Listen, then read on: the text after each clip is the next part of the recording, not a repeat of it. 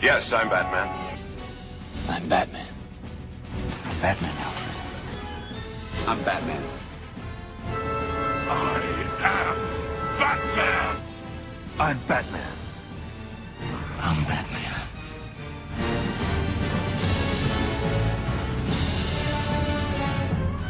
Greetings, Bat Family, and welcome back to Holy BatCast, brought to you by Real Fans for Real Movies.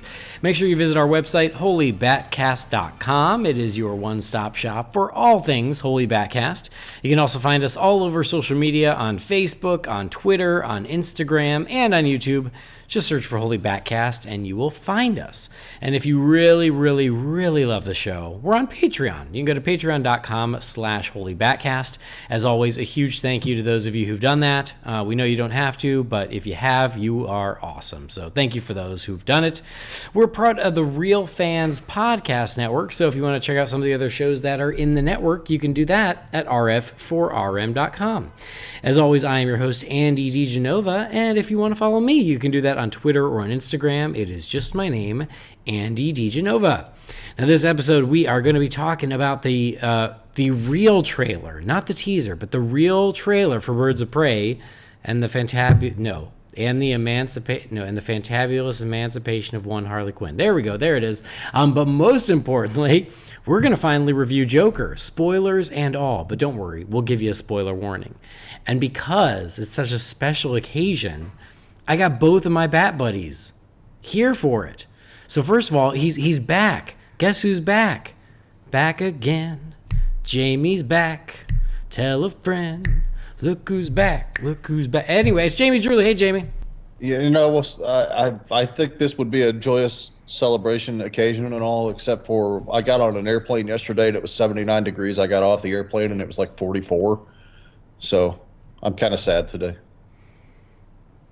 Oh, well, thank you for pulling yourself out so you can join us today. Yeah, it's good to be back. The listeners were afraid you had died, and that was sad. No, I assured them he's alive. I'm alive. I was sleeping and watching football and doing things I normally do on Sundays in this time of year. There you go. Well, glad you made it. Also joining it, the guy who you got to watch your back around him or he'll take your podcasting seat. It's Brendan Lowe. Hey, Brendan. Well, clearly I'm not doing a good enough job because the prick's here.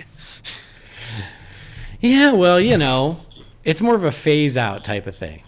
Yeah. Oh, it's good to be back. But anyway. It's been a few weeks. It has been a few weeks. So, yeah, thank you guys. And thank for everybody out there listening for being patient while I took my trip home. And I got to hang out with Jamie in real life. And he fed me monster Brendan? food. It was pretty cool. I did. We had dinner at the Monster Cafe, and it was fantastic. I was sadly on the other side of the world. You're real far, Brendan. I am. I've been talking to people who I have a friend who went to Australia. When I went to the States, she went to Australia, and we were like, hey, how far is that? And you guys are so far from everything. It's insane. It's a bit of a way.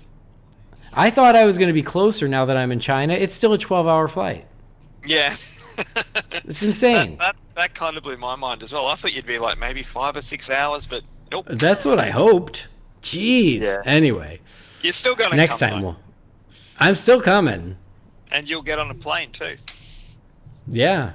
Prepare the couch. I'm coming. I'm sleeping on it. Anyway, so yeah, for those people out there listening, thank you for your patience as we took a little fall break, I guess it would be. And so we've had people asking like, oh, when are you going to talk about Joker? When are you going to review Joker? Now's the time. But before we get to Joker, we got to talk about Birds of Prey. So we had the little tease before it that we talked about, very high level, because it was never officially released online, which I still respect. I think that's cool. But that's because there was a full 2-minute trailer coming with Joker. It came with Joker. That one is online. That one we can talk about in great detail if we so choose. So before we get to Joker, let's talk about the trailer for Birds of Prey. And I want Jamie to talk about it first because he has so much he wants to say. Yeah. This trailer, the short version, I don't like it. This does not so far, and I'm still going to see it. I'm still going to give it its fair chance and what have you. This does not at all in any way, shape, or form look like a movie that was made for me. And that's okay. Not everything needs to be. But the plus and the minus of it, in summary, more or less, the Amanda Conner and Jimmy Palmiotti have done Harley for years. They've kind of set the tone. They've made Harley. They've helped shape her into what she's become in comics and whatnot. This very much feels like a movie version, if you will, of their style of Harley, and I do not care for that style at all. And I know I'm obviously in the minority because that book friggin' sold like crazy when they were still on it, and probably still is with whoever replaced them. I can't remember who that was now, but it's not particularly appealing to me. Is it the kind of like the fourth wall breaking? Yeah, it's more comedic take. It's the over the top silliness. I mean, it's not my thing. It's what Harley has become now, and I've said time and again, Harley's always been kind of a silly character in most medium, but I don't know how to say it other than this feels like the amplified version of Harley that I've seen for the last 5 or 6 years, and it's not my thing. And I'm hoping I watch the movie and I'm pleasantly surprised with the other characters, but obviously this is very Harley centric, and I understand the business portion of that. You know, there's a lot of people, oh God, they might as well have just called this Harley Quinn. It's like, well, her name's in the title anyway, so yeah, it's kind of a Harley movie, and she's clearly the strongest selling point of it, character-wise. It's just, I don't know. I don't know what to say other than it really doesn't look like it's along my particular tastes. Okay. Brendan, what about you? I won't go so far as to say that I don't think the movie's made for me, but I really like the trailer. I'll be completely honest. I actually copped a little bit of flack for it online too. When I posted like a few, like parody things and stuff that were posted about it. But, the way I see it is, I can take the piss out of something like this because I'm in the bag for it anyway. Like, I'm going to be there opening day, or at the very least, within the first 24 to 48 hours of it being released. I'm hoping the movie's great. It just, in terms of just the trailer, and that's all we can judge on at the moment, the trailer wasn't something I really enjoyed. It came out, 2 weeks ago now, just over 2 weeks ago. And I watched it for the second time about 50 minutes ago because we were recording tonight. And that's very rare for a DC trailer for me because I'll usually watch it several times in the first hour. It just wasn't one that grabbed me. Wow. Well, I guess I will be the lone man. I love the trailer. I'm into it. I think it looks really cool. What I like about it, I like that it feels consistent with being a follow-up to Suicide Squad, but also being allowed to be its own thing. It seems to have its own personality, its own look, its own vibe, and I like the vibe I'm getting from it. It has a feel very much of its own that doesn't really look like another movie that I've seen. And so I like that they're being allowed to kind of do something unique with this.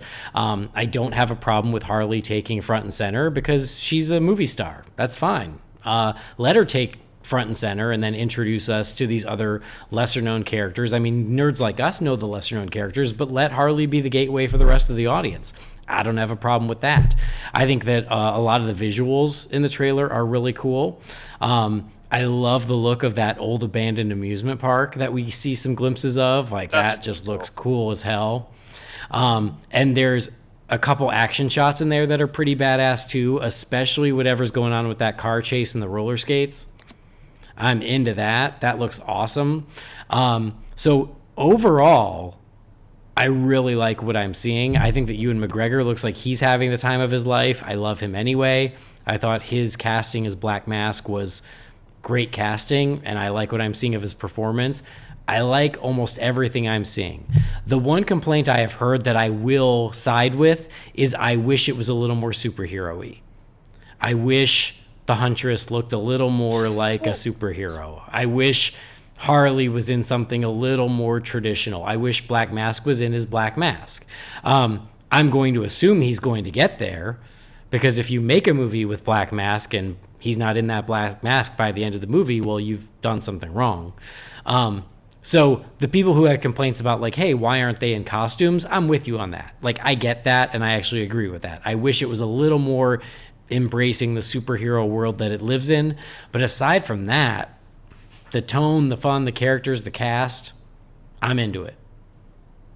I mean, arguably, we're somewhere in the 20 to 30 year span of the heyday of superhero films now, depending on, I mean, you know, Batman 89 really got the ball rolling with getting superhero films greenlit. And then by the time X-Men and Spider-Man rolled around in the early 2000s, I mean, it was in full swing. And, you know, obviously it really kicked in the mid 2000s. But, I mean, by the time Spider-Man showed up, it was in full swing. Anyway, I just, this deep into it, you would think every single one made would just embrace the hell out of the superhero color palette, costumes, the whole thing. I don't know. I can't understand a single filmmaker in this day and age with superheroes dominating pop culture. I don't understand a single filmmaker who's like, well, the audience isn't going to buy them in costumes. Bullshit. It's a superhero movie. The audience is going to buy them in costumes. I'm sorry. Well, here's the thing. The five biggest movies of the year have been superhero movies. You can put them in costume. Nobody's going to blink. Right. You walk down the street and you see somebody wearing a Batman t-shirt, an Iron Man t-shirt. They're not walking around with a shirt with Ben Affleck or Christian Bale's face on it. They're not walking around with a shirt with Tony Stark or Robert Downey Jr.'s face on it. They're walking around wearing t-shirts with full-blown Iron Man, full-blown Batman, Spider-Man, you name it. They're not walking around with the actor's face on there. You know, it's people love the superhero element. So why people are still being halfway coy about doing it, it's mind-boggling to me. The yellow spandex thing is dead. Okay, you know, Bryan Singer thought he was funny 19 years ago. I get it. The joke was made. It's over with. Bring the yellow spandex now, please.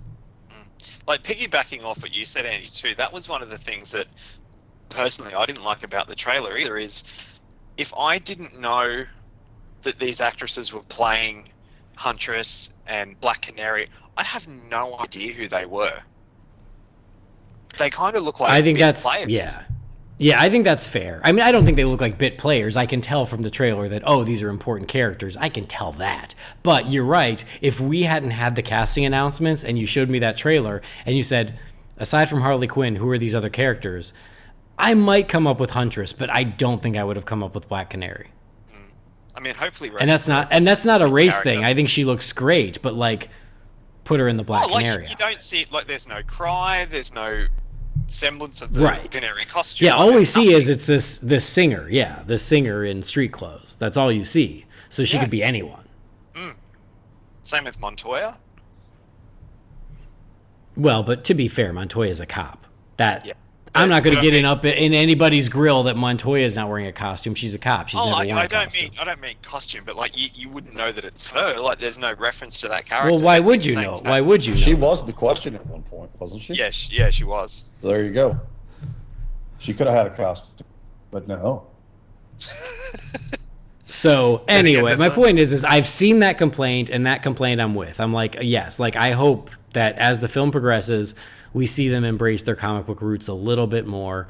That is, I think that's valid. I get that. I get what Jamie's saying. Like, if Jamie doesn't like this version of Harley, like, yeah, you're right. It does feel straight out of the current comics. I don't have a problem with that. I like the current comics. I love that she's got the hyenas. I think that's awesome. Oh yeah, that's cool. We knew that was coming. You know, I think everybody kind of knew that by this point, and obviously now confirmed. So I love that stuff. I love that we're getting roller derby Harley. Like there's a lot to like about this. But yeah, the only thing that holds me back is the looks of some of the characters. Yeah, maybe I'll watch the movie. Maybe I'll be impressed. I think Brennan and I are kind of on the same page. This trailer in particular just doesn't do a lot for me. I dig it. I like the the Marilyn Monroe Harley thing. I thought that was cool. I don't know. It's a very interesting trailer, and I could see it being divisive because it seems very much kind of committed to what it is. And so you're either going to get on board for that or you're not. I guess I'm the one who's on board on this episode. Hey, for the people that love this version of Harley that's really kind of taken over in recent years, this is probably hog heaven. And for them, great. Glad you're getting what you want. Well, I just hope it gets a China release date. So, anyway, it'll be interesting to see what comes of it. I also have that concern now because of reshoots and stuff where I'm like, all this stuff better be in the movie. I don't want another one of these things where I see this trailer and then I go see the movie and I'm like, what the hell happened to all that stuff? Well, maybe the reshoots were to redo scenes with them in costumes. Well, maybe. Oh. Yeah, well, we'll see. So anyway, all right. Well, 1 pro, 2 cons for that one.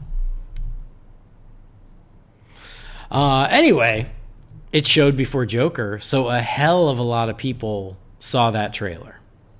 Because a hell of a lot of people went to see Joker last week and now this week. So we're as we're recording, we're into the second weekend of Joker. So Joker set the new October record, $96 million for the first weekend in North America. Do we know who had that previously? Was it the previous record was Venom. Oh, that's right, yeah. And Venom I think did 82. So this beat Venom 1 year later by 14 million. And I think it's broken the record every day since its release. In addition to that, it's broken some record every day since release, but the records vary depending. Well, I'm just talking about biggest Monday, biggest Tuesday, biggest Wednesday, and so on. But it's even more impressive when you consider it's R-rated. Venom was PG-13. Mm-hmm. It's a huge downer. Venom was a little more silly and more of a good time. So it is interesting, like all of the manufactured controversy, which I'm going to not get into because y'all follow my Twitter, that shit annoyed me. No matter how much fake controversy they tried to throw at this movie, didn't matter. People wanted to see it. People showed up, and it is making insane money. And barring some sort of fluke, it is going to be WB's biggest movie of the year. Holy shit. So their biggest movie of 2019 will be a $60 million depressing Joker origin story. R-rated. People love their emo, man. What can I tell you? As long as it's a villain. Yeah, true. Fair point. So yeah, I mean, it is crazy that this movie has blown up the way it has. And it is exceeding expectations. So yeah, so this is the second weekend. Second weekend is on track for $60 million, which is a drop of 37%, which is a tiny drop for a movie this size, for a movie that opened this big. So yeah, that's crazy, the legs that it's having, because it's sort of a lightning rod of a movie. Like, people are talking about it, and now everybody wants to see it so they can be part of the conversation. Doesn't mean everybody loves it, because there are plenty of people who don't love it, but everybody still wants to see it so they can speak to it. So it's been talked about a lot. Like, I think this and Avengers, just from what I've seen this year, are definitely the ones that have had the most talk. And there's something new every day, whether it's a negative or a positive headline. There's still headlines about it every day. Yeah. And they're still trying to make something out of it. Like, I had to mute CNN on Twitter because I got sick of every day them pulling something else out. I don't know what it is that they have against this movie. I get, you know what, if somebody wants to dislike a movie for whatever reason, I mean, I've certainly been on that side of the fence 4 or 5 times this year already. I get it. But when every single day you have to put up some other headline about why a movie is a piece of shit, get the F over yourself. I was going to ask you guys, like, Is there a reason for that? Like, I could understand maybe if it was an ABC thing, because aren't they owned by Disney? Like, but what's the go there? I don't think they're owned by Disney. It's just I think weird. CNN's actually owned by the same parent company as Warner Brothers. Time Warner? I think. I'm not. Yeah, it's bizarre. The CNN vendetta against Joker doesn't make a lick of sense. I don't understand it. It's bizarre. I mean, the only thing I can think of is that they're like, hey, everybody's talking about this movie, and as long as we keep making headlines about this movie, we got traction. People are clicking. Yep, people are clicking. You want to know what's funny? I was watching a basketball game live from Australia today, and they played Rock and Roll Part 2 3 times during the play of the game, which made me just chuckle. All right then. Yeah. All I will say about that is I know that song. I had no idea it was by Gary Glitter, and I also didn't know who Gary Glitter was. So... Yeah, it is much more a thing in the UK, so I yeah, get it, like I liked the whole thing. I was like, I don't think Americans really know Gary Glitter. Oh yes, they do. At least I don't. The other thing is too, it's timely for that movie. Like, it makes sense for that film. If you've attended audience I'm talking to here, if you've attended a sporting event in the last 20 years, you know that song all too well. No, well, that's what I'm saying. I know the song. The song is everywhere, but I had no idea it was by him, and also I don't really know who he is. The only reason I know his name is because it was a joke in the movie Sliding Doors with Gwyneth Paltrow. That's the only reason I even know his name. All right then. So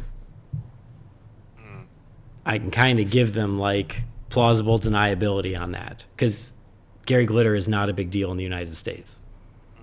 And like I said, it still fits that movie. Like, that shit hadn't happened back in 1981 or whenever it is this movie was set. Like, anyway. Well, anyway, Joker is making shitloads of money, and everybody's talking about it, and it is time for us to finally talk about it. It turns out that Jamie and I did get to see it together. Yay! So, yeah, we were in Orlando. We went and saw it together, and we were joined by some special guests. We were joined by Michael Lyons. We ate sushi at a bowling alley. It was insane. We did go to dinner. Did Michael beforehand. get senior discount? That's not nice. He's not that old. It's not nice. Well, I don't understand why your ageism has anything to do with this. Special shout out to Michael. He paid for the tickets, and that wonderful, delightful human being refused to take reimbursement for the tickets. So, big shout out to Michael. Cheers. He's not buying you a ticket now that you made fun of his age, you asshole. We both did You it in pay the for last you episode. pay for your own fucking ticket, you bastard. Oh God! I tell you what, the photo of you guys all together, because I don't think I've ever seen a photo of like you two guys together before. Were you not around for the Black Panther viewing last year? I don't remember it anyway, but I don't know, maybe they weren't full body shots, but it really put to scale just how big Jamie is, because I know Andy's still tall as shit, and like Jamie was like towering over him. Well, I mean, I finally met Lee Malaby, friend of the show and, Real Fans Group and everything else from the UK. And he walked up to me when we first met and just looked me up and down real quick and looked me in the eye and goes, Jesus, you're effing big. Looked you in the eye? Was he on a stepladder? Kind of. So he looked up at where the eyes would be. Yeah. And then I met Hunter Fagan, and I thought, Jesus, you're effing big. I didn't realize he was, that tall. I expected him to be like shoulder height like most other people, but no, he was almost eye to eye with me. So that was unusual. You'd be able to put me in your pocket. When I was hanging with Hunter and Jamie, I was like, yes, I only hang out with shaved Wookiees. It was like Land of the Giants. Crazy. So anyway, we went and saw Joker with Michael Lyons and with listener Chris Thompson. Oh, cool. So one of our listeners came and met us and went to the movie with us. And so after the movie, we did record a spoiler-free reaction just coming right out of the movie. So I'm going to play that first before the three of us really get into it. So we're gonna go back in time like a week, maybe.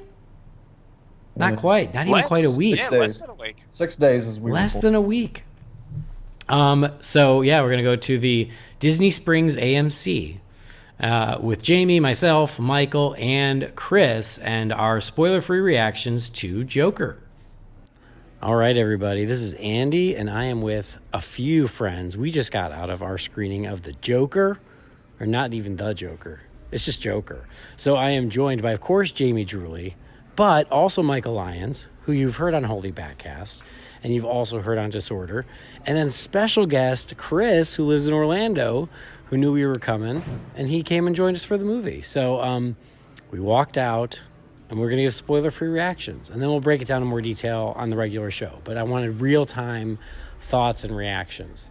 So, Jamie, you kick us off. You've already seen it. You've seen it twice now. This is my second time, yes, and just as good. Maybe even liked it a little bit more the second time because I don't have the shock value with it as much. I got a little more attention to detail with it. It's a great movie. All the stuff that you've heard about Phoenix's performance does not do Phoenix's performance justice in this film, as far as I'm concerned. In fact, we just had this discussion just now, and I told Michael, just hand him the award. Just don't even run it. Just hand it to him right now. It's not your typical comic book film. It's a lot different than pretty much anything you've ever seen. People that like that darker edge type story will probably appreciate this one better than the ones who like the fun comic book element. But I certainly recommend seeing it and checking it out for yourself. All right, cool. This is Chris. Chris is Rinsler Lives on Twitter. Rinsler _lives, I think. Oh, but, okay. Well, anyway. Yeah, same difference. But yeah, spoiler-free reactions. First time seeing it, and I agree with Jamie that, Phoenix performance should just get all the awards for Oscars. Hopefully this will kind of break the barrier of just studios just taking a different take on just comic book characters. I want to just mention the score was just right off the bat, just like it's super unsettling. I just something about the score was really awesome.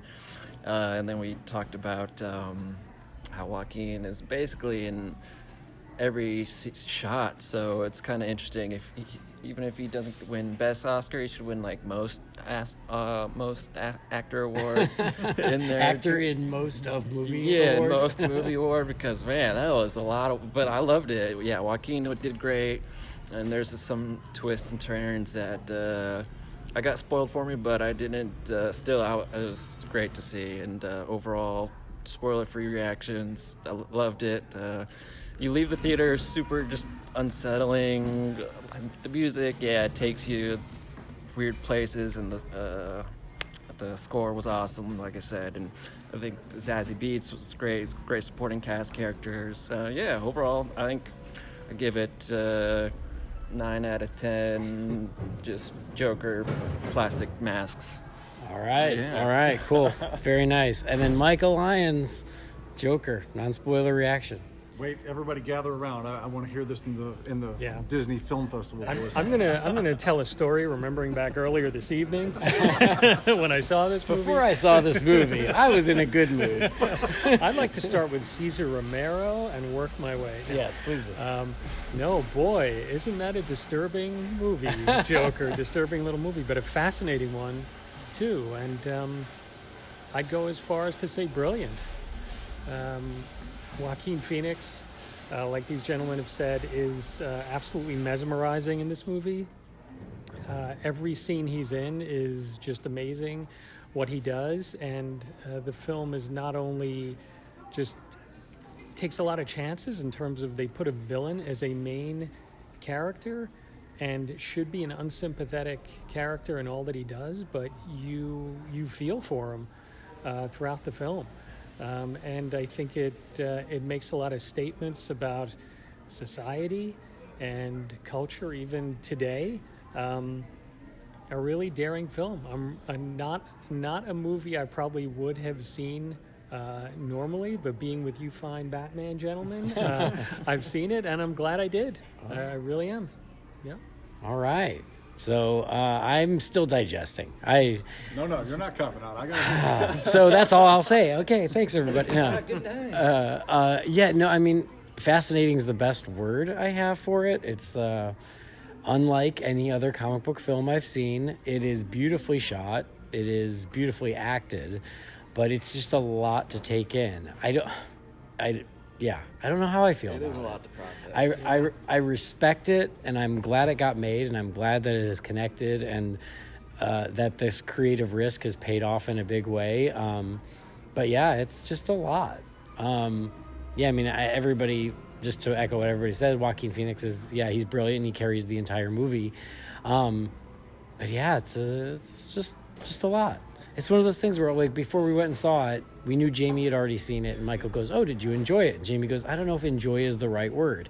And that's where I am right now. It's like, did I enjoy it? I don't know if that's the right word for it, but it's an experience, yes. And I loved how it looked, and I loved how it felt, and I loved the vibe, and it was fascinating. And I think Todd Phillips just nailed it as like just a character piece of the Joker. It's like right in your face. He doesn't hold any punches with the character, like Joaquin's acting and just the move. I don't know, just the voice that he had. Him and Todd Phillips just collaborated this piece together like so well and fine-tuned and found this character piece. It's so beautiful. And it's like you don't know what to think. That's a lot to process. For whatever it's worth, it actually is more enjoyable the second time. I don't know that I would say I appreciate it necessarily more, but once you're settled in and the shock value's gone, the second time does make it a little easier to watch, I guess is the best way to say it. All right, well, I'll just go 4 more times.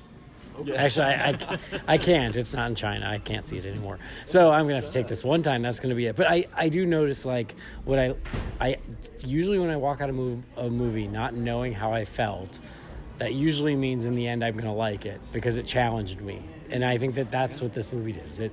It challenged me. It's not a good time, but it is a fascinating time. And yeah, it's a hell of a movie. And again, hats off and kudos to them for making this movie. It really feels like Todd Phillips was given the reign to make the movie he wanted to make, and for better or for worse, whether you like it or not, like, he made his movie, and it's unlike anything I've ever seen. So, judging by the massive box office return already, I'd say the Riddler film's getting greenlit by the first of the year. The Penguin film will be the next quarter, and just get ready for all of it. And if they're all this good, I'm all on board.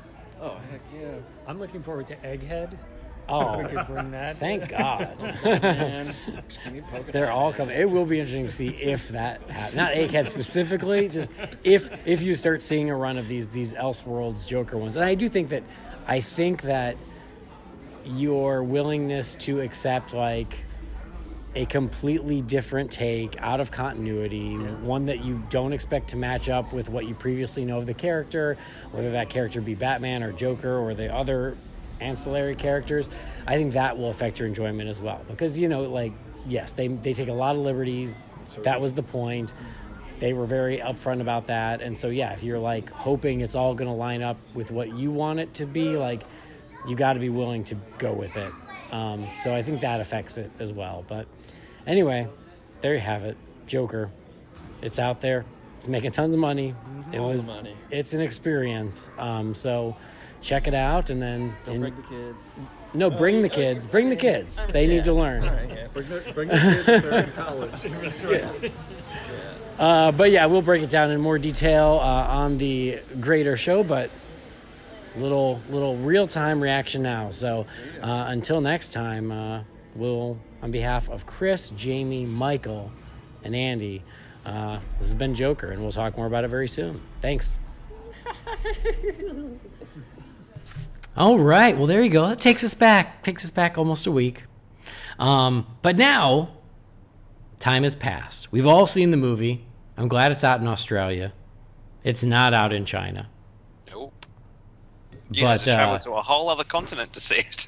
And China I sure did. Is China not getting it at all? Do we know that for sure? Apparently, like, it's still up in the air. Honestly, I feel like it wouldn't take a lot of edits to make it releasable in China.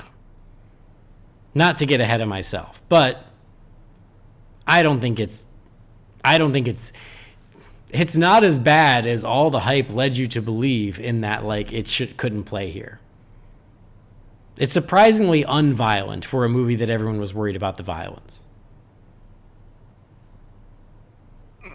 For a superhero film, I think it's still pretty up there. But like as far as like other action movies, horror movies, any of that other stuff, yeah, it's not. It's more the themes than what you actually see. Yeah, I think that's it. It's more the tone and the atmosphere, and yes, just the overall subject matter. But yes, it's not about on-screen violence. No, not really. No. Anyway, let's give our spoiler-free reactions now that a couple days have passed, and then we will give a spoiler warning and get into whatever else we want to. So, Jamie, you've seen it twice now, right? Just the twice. Mm-hmm. Yep. So, you kind of shared it after the screening, but please reiterate your spoiler-free reaction to Joker. It was kind of a tough watch the first time, just because it's deep, in my opinion anyway. Apparently some people don't think it is, but that's all right. I think it's deep. I think it's disturbing. It's unsettling. It's uncomfortable. The second time I didn't have it as much, and I think that's more of the shock value, if you will, was gone for me, and I was more focused on the details of it. Again, and you know, we touched on this already. It's not what I would necessarily call an enjoyable film, even though I do really like it, and I do get enjoyment out of watching it. It's not fun, I guess is the best way I can sum it up. So if fun movies are your thing, fun superhero movies, fun comic book movies, if that's your thing, this probably is not going to be up your alley. If you like to embrace the darkness and the heavier tones and such like that, then yeah, you're probably really going to dig this. There were just times in the film, the first and second time both, that I watched it where I felt like it was inappropriate to be laughing, but I couldn't stop myself. Sick, twisted human being that I may be, but we'll get into it when we cross the spoiler walls. But there were a couple of times in the screening that Andy and I were in there in Florida where the audience reactions were way different than the audience reactions I got in opening night when I saw it here in Indiana. That doesn't surprise me. I mean, it's because Florida people are sickos. It's well documented. So, like I said, it'll be hard to discuss that until we get over the wall. But yeah, it's an excellent film. I mean, Phoenix's performance in this role, I mean, people keep using this term generational for athletes and actors and everything else, and I'm not keen on that term at all, but it's special. It's a really good performance.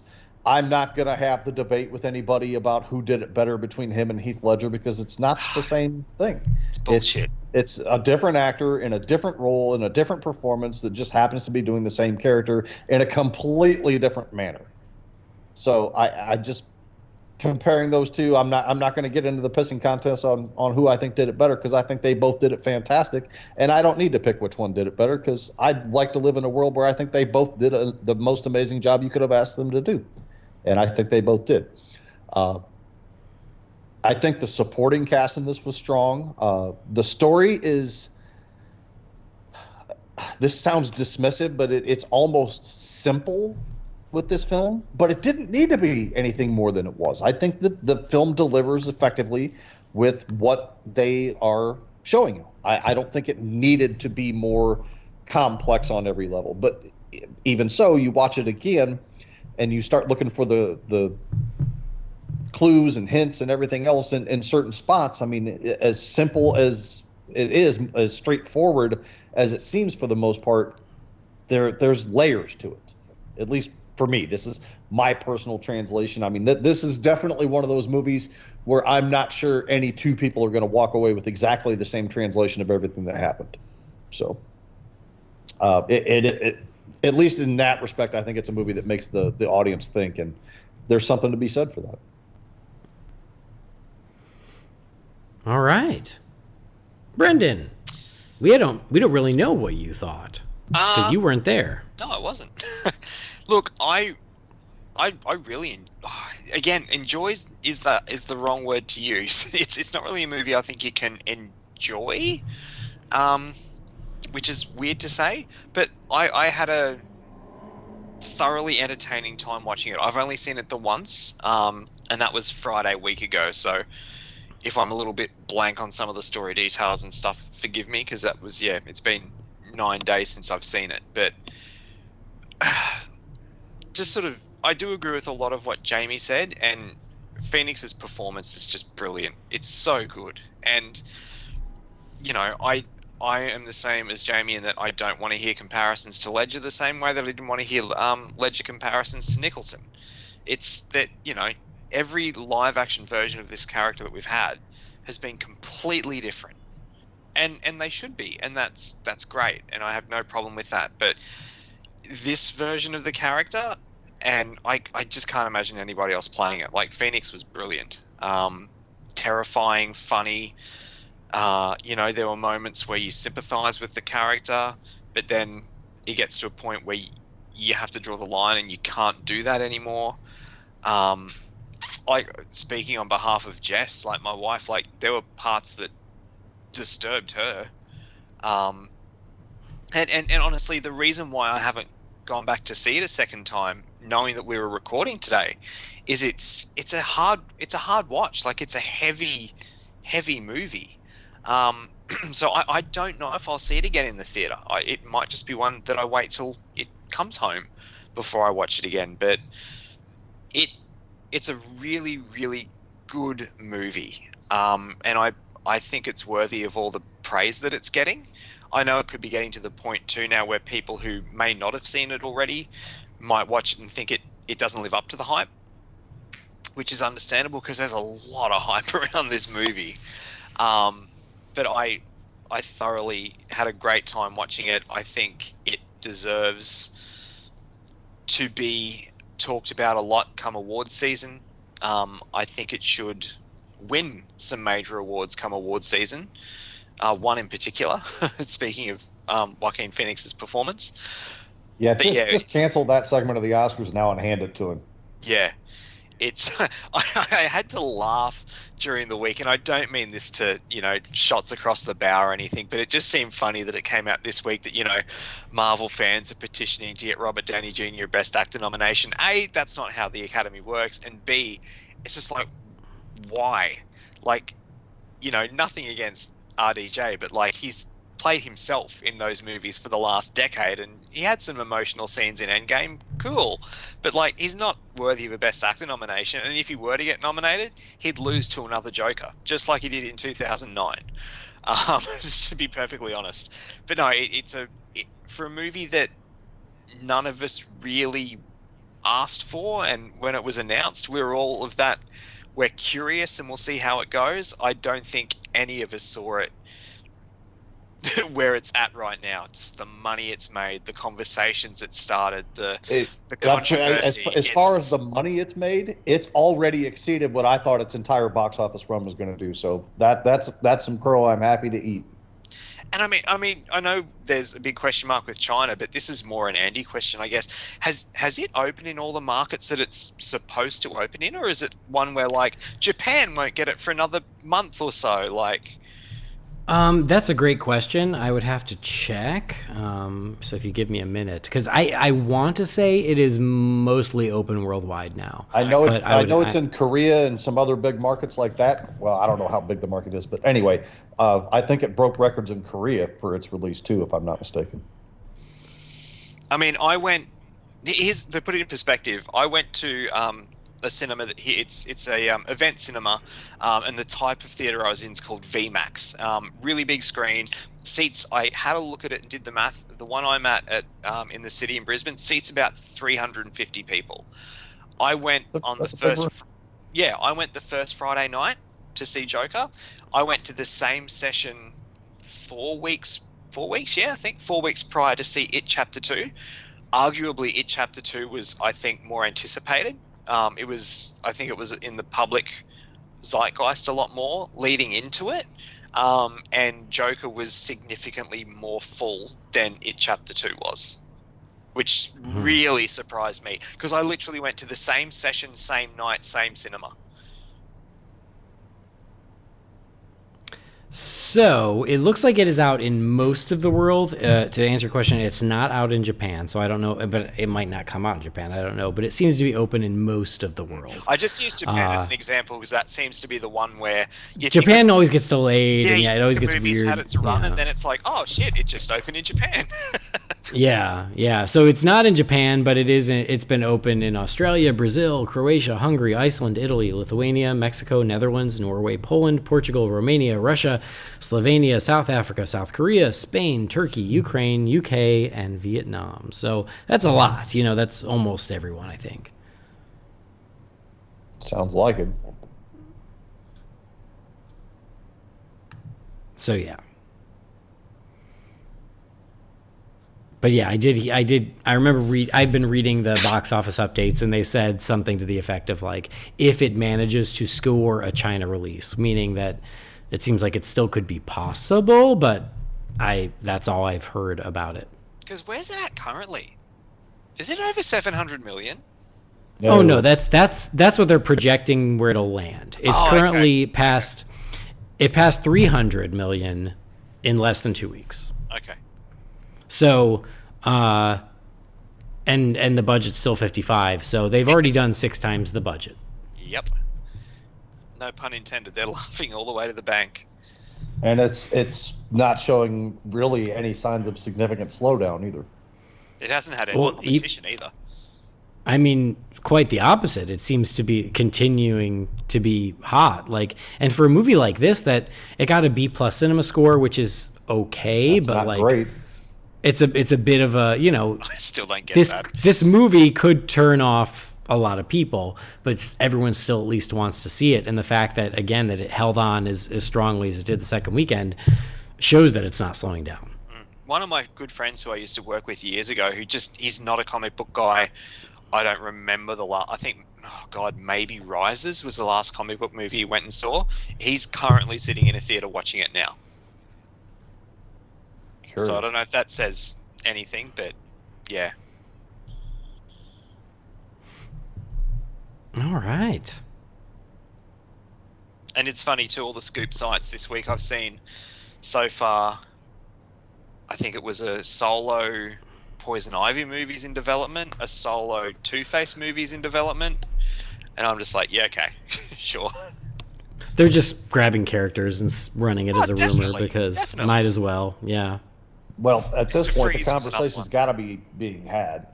I told everybody if this movie is the hit that it looked like it was going to be, that by the first of the year there will be at least one more, if not 2 more of these in development along these lines where it's a quote-unquote standalone, even though apparently now even Phoenix himself has come out and said the door's open for a sequel to this. Well, I'm sure they would want one at this point. I mean, the way they're printing money with it, why wouldn't they? Yeah. I don't know how I feel about that, but anyway.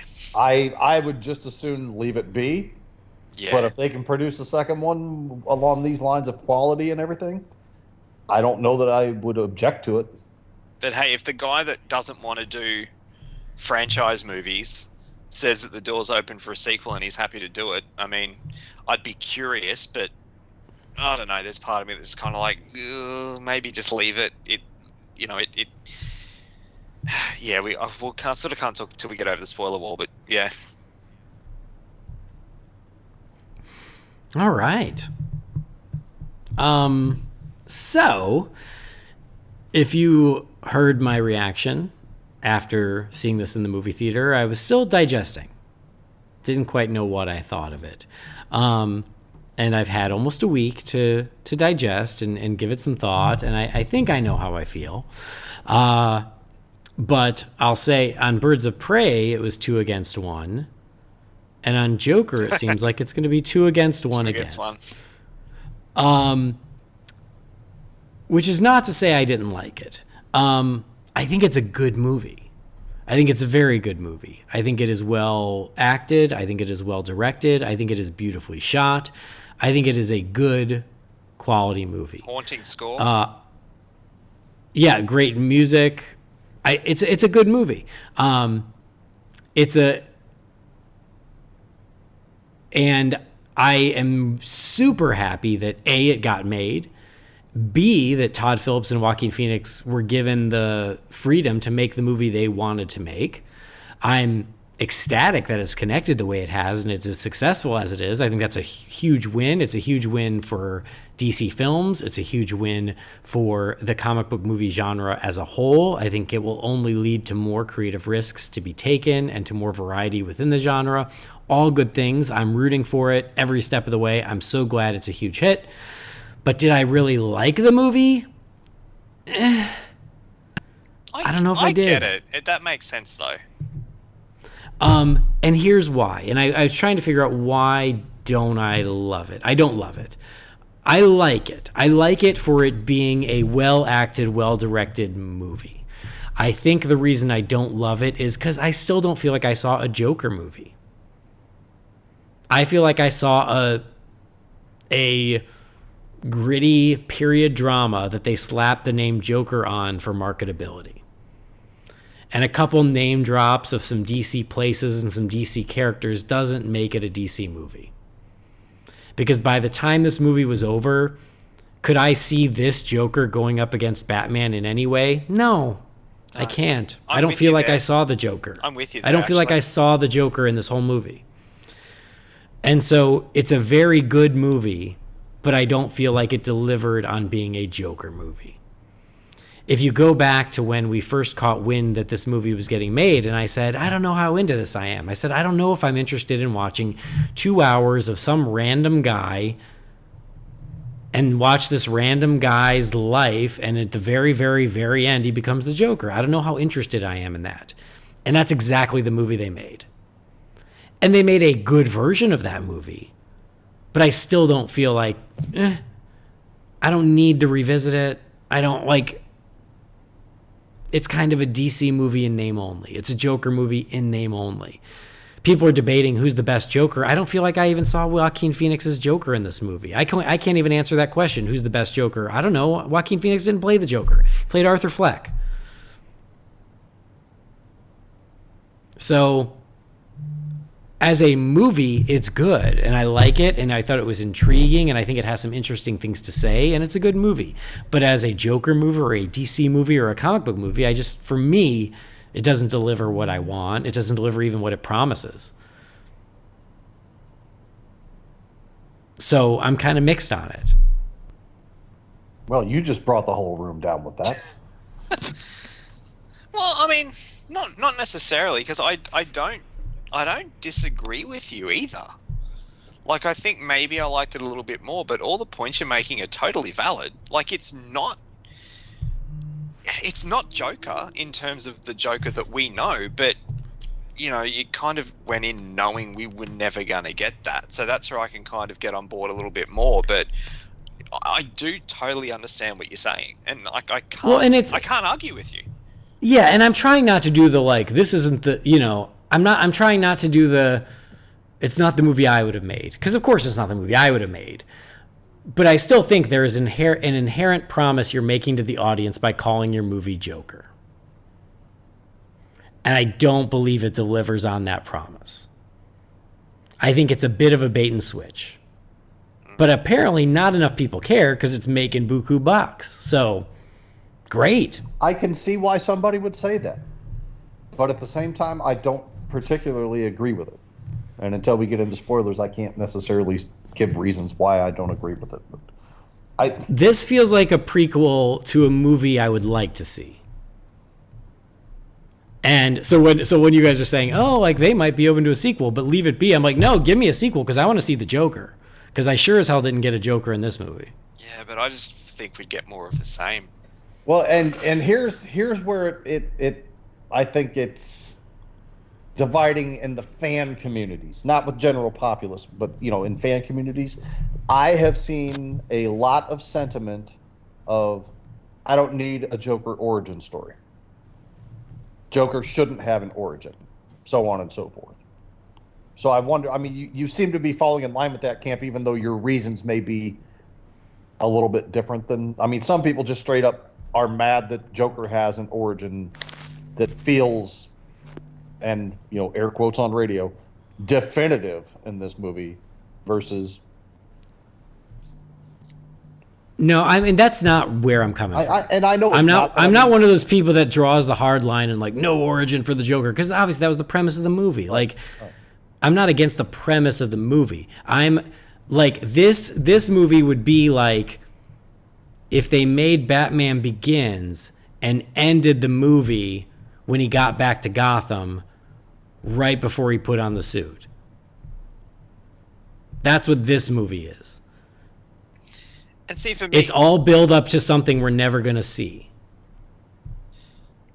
And even the things that we did see, again, not jumping over the spoiler wall yet, I guess in my mind, everything that happened, I was like, well, that was okay, but, you know, this is Joker, but it's not really Joker, because I know it's not tied to any sort of continuity. Right. Well, and even Todd Phillips said this week, he even said, well, maybe this isn't the Joker, maybe this inspired the real Joker. So if your movie about Joker called Joker and you're even saying maybe it's not the Joker, well, then what is it? I hadn't said that quite. That's odd. I didn't hear it either, but, you know, listening to anything Todd Phillips said prior to that doesn't make me want to hear anything else he has to say, but that's another story altogether. But this is essentially the Gotham version of Jerome, where they're like, well, he's not really the Joker, but he eventually inspired the Joker. This is essentially that as a movie.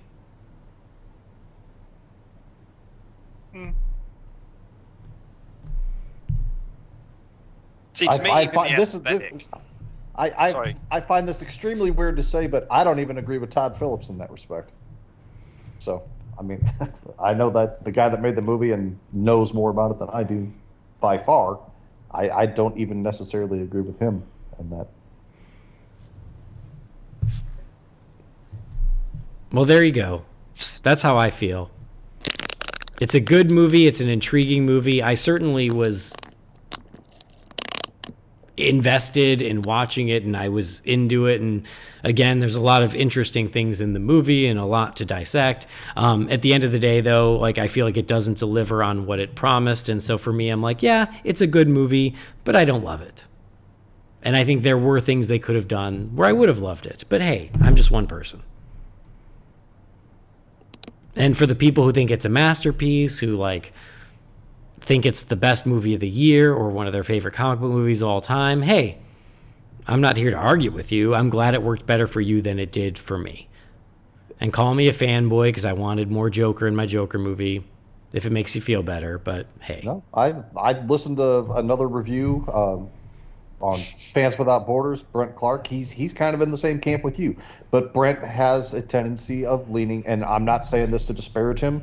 Brent and I have massively differing opinions on everything from football to comic movies to comic books and what have you, but we respect each other's opinions. He's very much in the same camp with you because in his case, and I know this is not the case with you in any way, he appreciates more of that, and this sounds like I'm being dismissive of him, and I'm not, that fun element, and this thing didn't provide a lot of the fun, fantastical kind of thing. You know, he's way more into the Marvel films than the DC films, and there's nothing wrong with that. I mean, it's just how he's wired differently than some of us. That's fine. But after listening to his review and hearing that other perspective, I can't be mad at that. There's even nothing I can even say to contest it or disagree with it, and it's going to be much the same with you. I mean, you have your opinions about it, and I can't tell you that your opinions are wrong, even though I don't agree with them, if that makes any sense. I mean, it's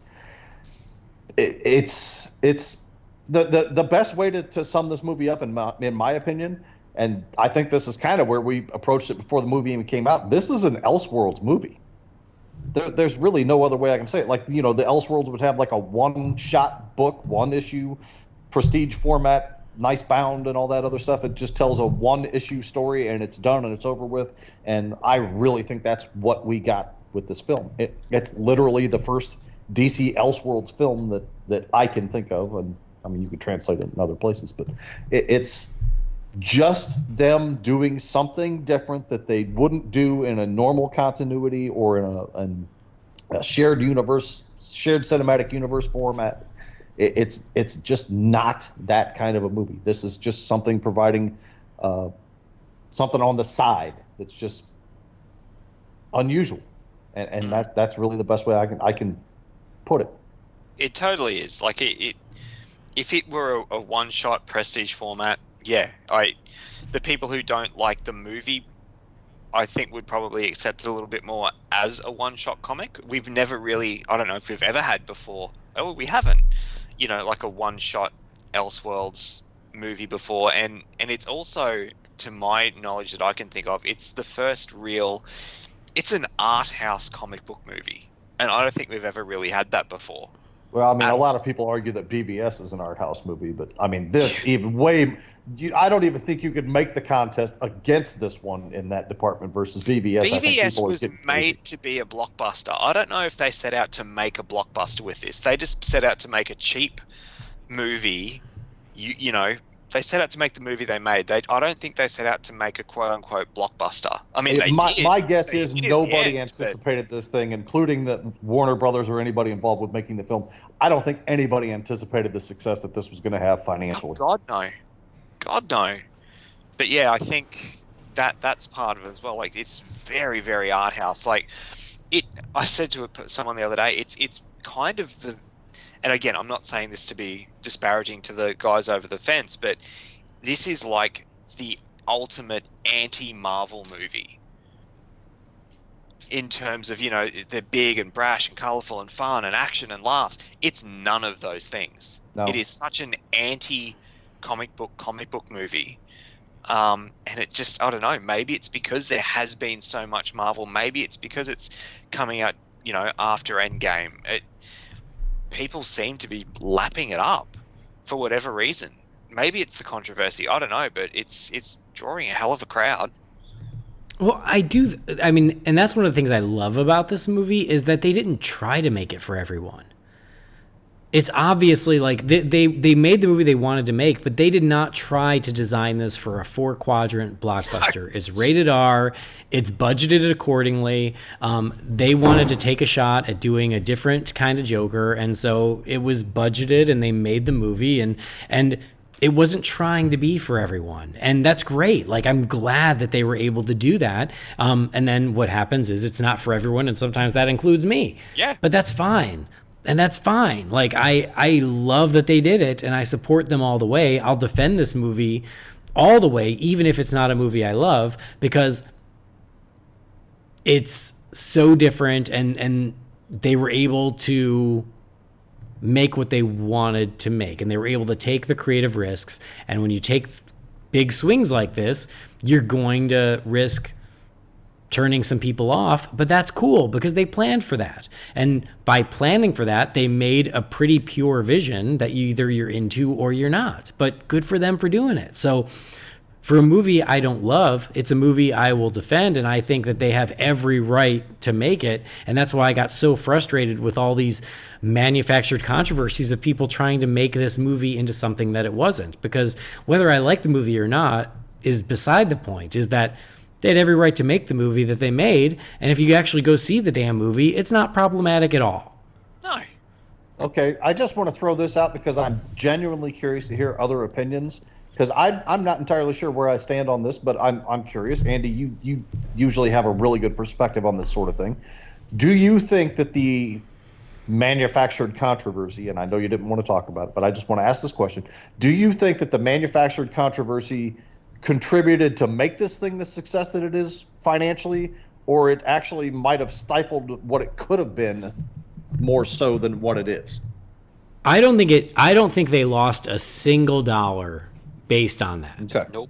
I'm with Andy. Not at all. Because this thing blew away expectations. It opened higher than Justice League, guys. Which is insanity. So no, I don't think they lost a penny. Is it possible that controversy just created even more buzz where people went, oh, I think I do have to check this out? That's very possible.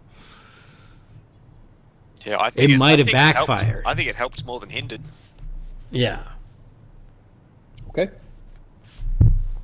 Well, let's get over the spoiler wall so we can speak freely. Jamie and Brennan are super into it. I appreciate it for what it is, even if it's not necessarily my cup of tea. That's kind of where I'm at. Is like, I respect it. I think it's a well-made movie. I appreciate it. I did enjoy watching it. But it's just not one I'm going to revisit a lot, and I just know myself well enough to know that. So I'm not quite as hot fantastic, on it. And I'm not going to revisit it. Well, I was just going to say, I'll buy it, but I'd be surprised if I watch it more than once every few years after that point. That's exactly what I was going to say. I was Sure, into it sure. more than you, Andy, Likely story, you sick. I was into it a little bit more than you, but walking out of it, my opinion isn't that far from yours, because it's like I said before, it's a DC movie that's very, very loosely, albeit, but still connected to the world of Batman. I'm not going to see this more than once in the cinema. Yeah, it's sort of the feel-bad movie of the year. Straight away, I went opening night on Thursday because if it was okay, I was going to take my son for his birthday on Friday because he wanted to see it, and then I realized I don't think the movie is necessarily too intense for my son, at least as far as where he's at right now, as violence or any of the stuff that's presented. But I think that this movie would have bored him. That's what I was going to say. Would it be a boredom thing?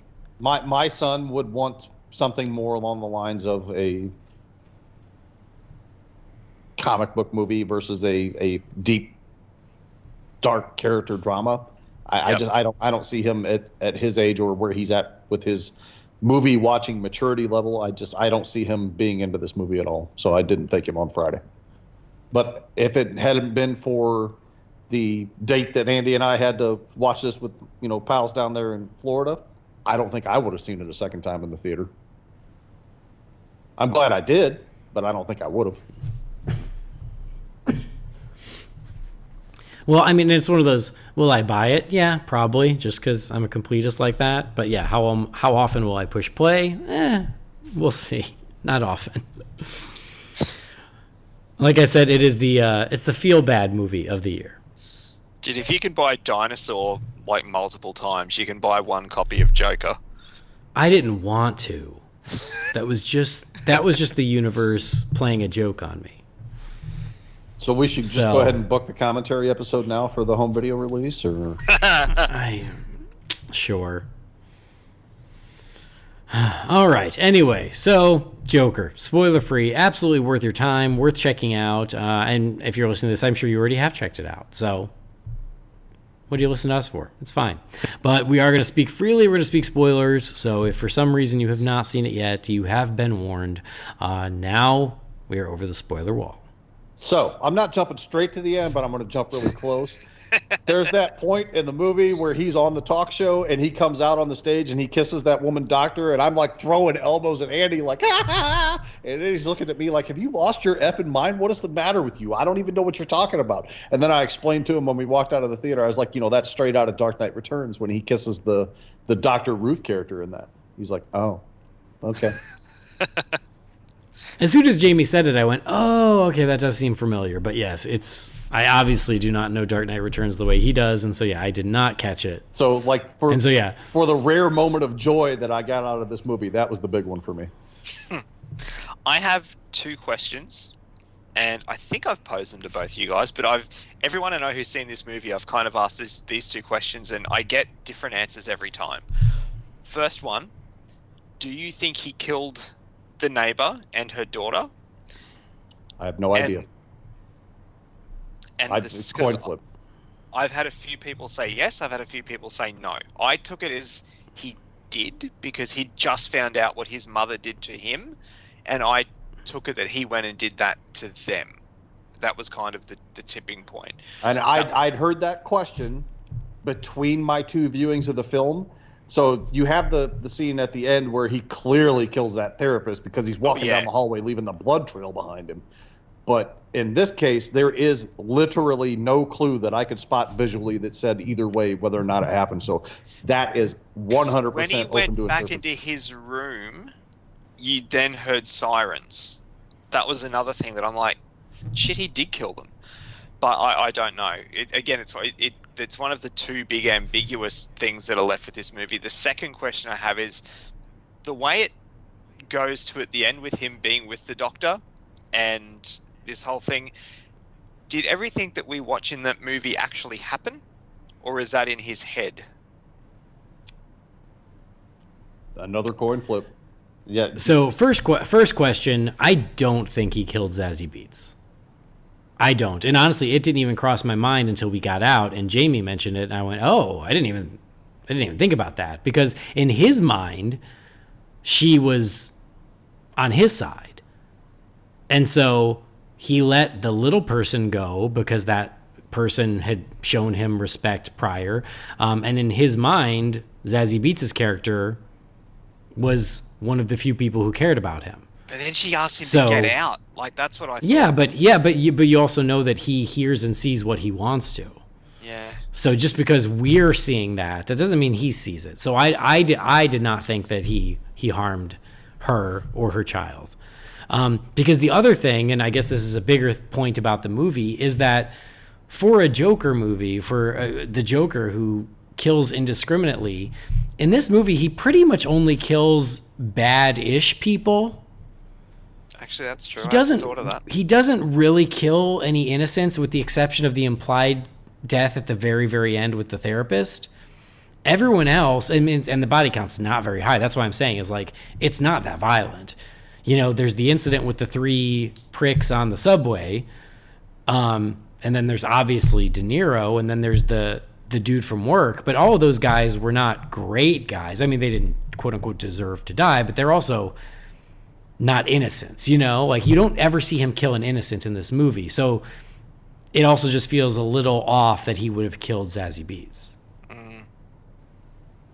And I do think that's part of the issue with the movie is I'm like, he is the Joker. He is a bad guy. He does kill indiscriminately. That's who the Joker is supposed to be. But it was like they were afraid to go that far. And so you don't feel too bad for the people he does kill. Which you should, because he's a bad guy. Well, I mean, it's the same concept as your slasher movies or what have you, where, you know, kids are out there doing dumb teenage stuff or whatever, and just like what you're saying with this, they're not doing anything that would necessarily, you know, get them on an express freight train to hell or anything, but they're not particularly sympathetic. You know, as an audience member, you're watching it and going, eh.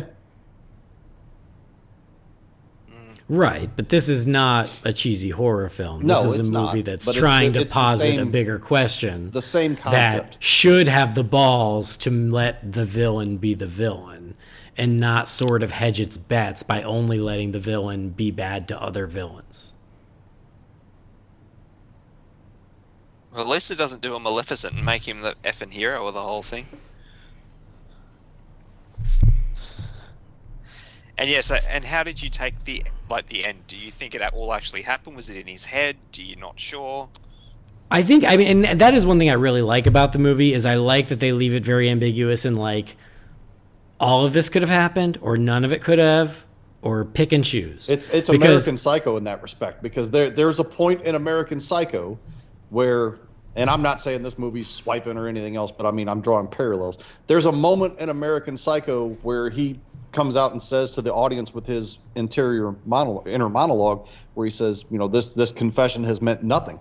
Does that mean that none of that actually happened? Did it all happen in Patrick Bateman's head? I mean, you're pretty much on that same plane with Joker here.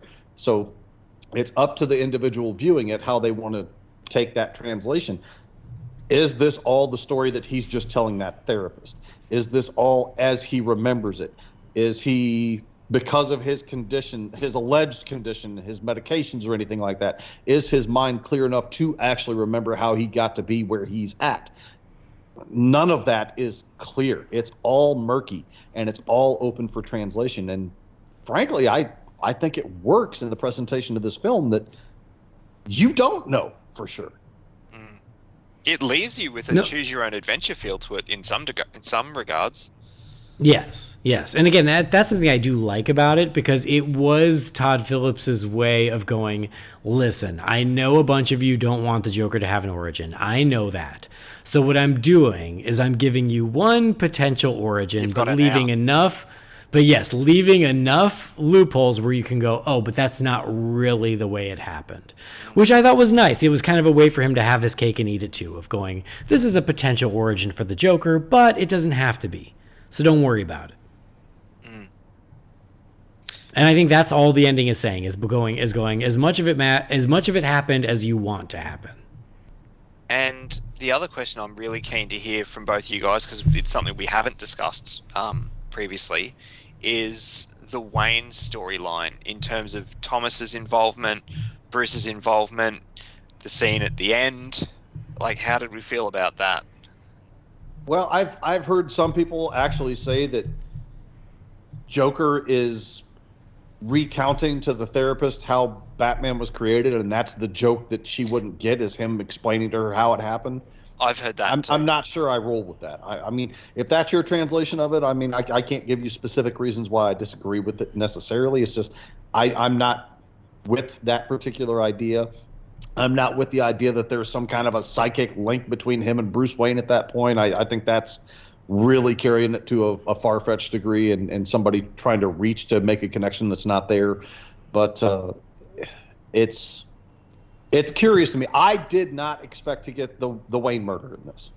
I didn't. No, neither did I. That was the big one that I was like, as soon as I saw Zorro on the marquee of the movie theater, I just like grabbed Jess's arm and was like, holy The first time I watched it and the camera panned up to that marquee and it said Zorro the Gay Blade, I was howling with hysterical laughter because all I could think of is he was dressed like a fruit salad, and like my theater was dead silent except for me, and I'm like, I don't care. I don't even care at this point. You guys don't get it, that's cool, that's fine. But I that's what I say. I laughed at some moments where people were probably like, what is this guy's problem? But anyway, I thought that was utterly hilarious. And I tell you one thing, this is another part too that I guess is ambiguous now that it's sort of coming back to me, is the whole potential they're brothers thing. Like when it looked like it was going down that route, I did get my back up because I'm like, no, it's a trope that's been done too many times in movies. I already got screwed over with it in Spectre, and I hated that about that movie. And then when it sort of turns out, well, no, they weren't. Like your mother's just nuts, essentially. Jess, I think it was, Jess and somebody else I've spoken to as well, they still took it that that Thomas still paid them off and it's just a bullshit story. But I was like, no, because that was a step too far. If you were going to make them brothers, no, you've completely lost me. I think they left that up in the air. I agree. I don't think they don't give you a definitive answer. No, they don't. Because she says, I signed some papers. And yeah, she could have been talking about the fake adoption papers that she had to sign to make it look like Arthur was not Thomas's son. Mm. So it's left where it's like, maybe they are, maybe they're not. There's enough evidence on both sides, and it's whatever you want it to be. Well, I'm firmly in the no camp, which I'm sure you guys are too. I had heard that before. Had you guys heard those rumors prior to the movie coming out? No. Is that they could have been brothers? No, I did not. Oh, I did. Dude, okay. I went into this movie cold. Aside from the trailers, cold. Yeah. I mean, I wish I could have, but it is funny because, yes, when I heard that, I was like, oh, really? And then they kind of give themselves an out, but it could go either way.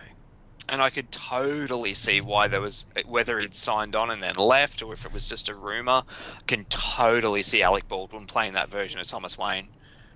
Oh yeah, and I think he would have been great. I think it's kind of I think it's kind of a shame that he didn't get to do it, or he didn't want to do it, because I think he would have been awesome. I think the guy that they had do it did a great job in the part, but yeah, he was in Dark Knight Rises.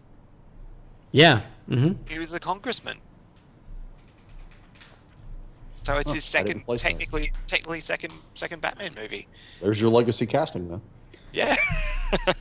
Okay, so the one thing that I caught watching it the second time, because I was actively searching for clues to what was and what wasn't in this film, the one big thing that really caught my attention, actually, it's not a big thing. It's very quick. It's very subtle. It's easy as pie to miss. I don't even remember what happens on the TV. Like they're watching the news or the Murray Show or whatever it was they were watching, and like they talk about the subway murders or whatever it is they talk about, and Arthur laughs at it. And his mother just really quickly, it takes about a half of a second, looks over at him and goes, "That's not funny." If he truly had this condition, his mother would be aware of that. So either she's crazy and doesn't remember it, or this whole laughing being some kind of a medical condition is manufactured by him. Like he knows that there is this particular disorder that causes that, and he makes up the cards and talks to the doctors and therapists and everything and makes them believe he has it because he laughs at these sick, twisted things or whatever it may be, and that's his out for it to fit better with society. Something like that. I mean, you can take this in a number of different directions, but the fact that she should know about his condition full well and she tells him something's not funny that he laughs at like that, to me, that seems like a bigger clue than what is generally perceived as. Interesting. I feel like she was so out of it, and that whether he had a condition or not, laughing at this murder, it's a motherly thing to say. Maybe. But again, this is another one of those things you can go in 5 different directions with it in how you want to take it or translate it. Maybe I'm making way more of it than it really is. Maybe you're spot on. I don't know, but I like that the discussion's there and the movie makes you think about it.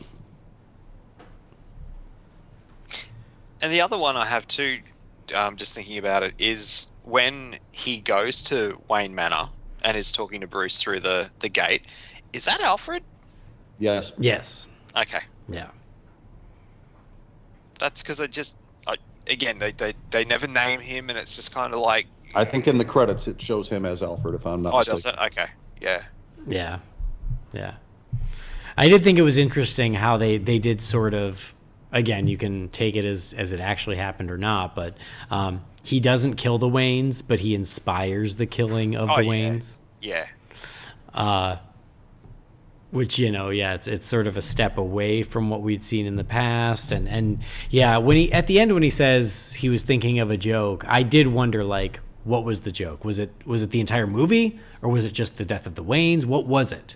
And this is not a movie that likes to give you answers. It's a movie that likes to raise questions.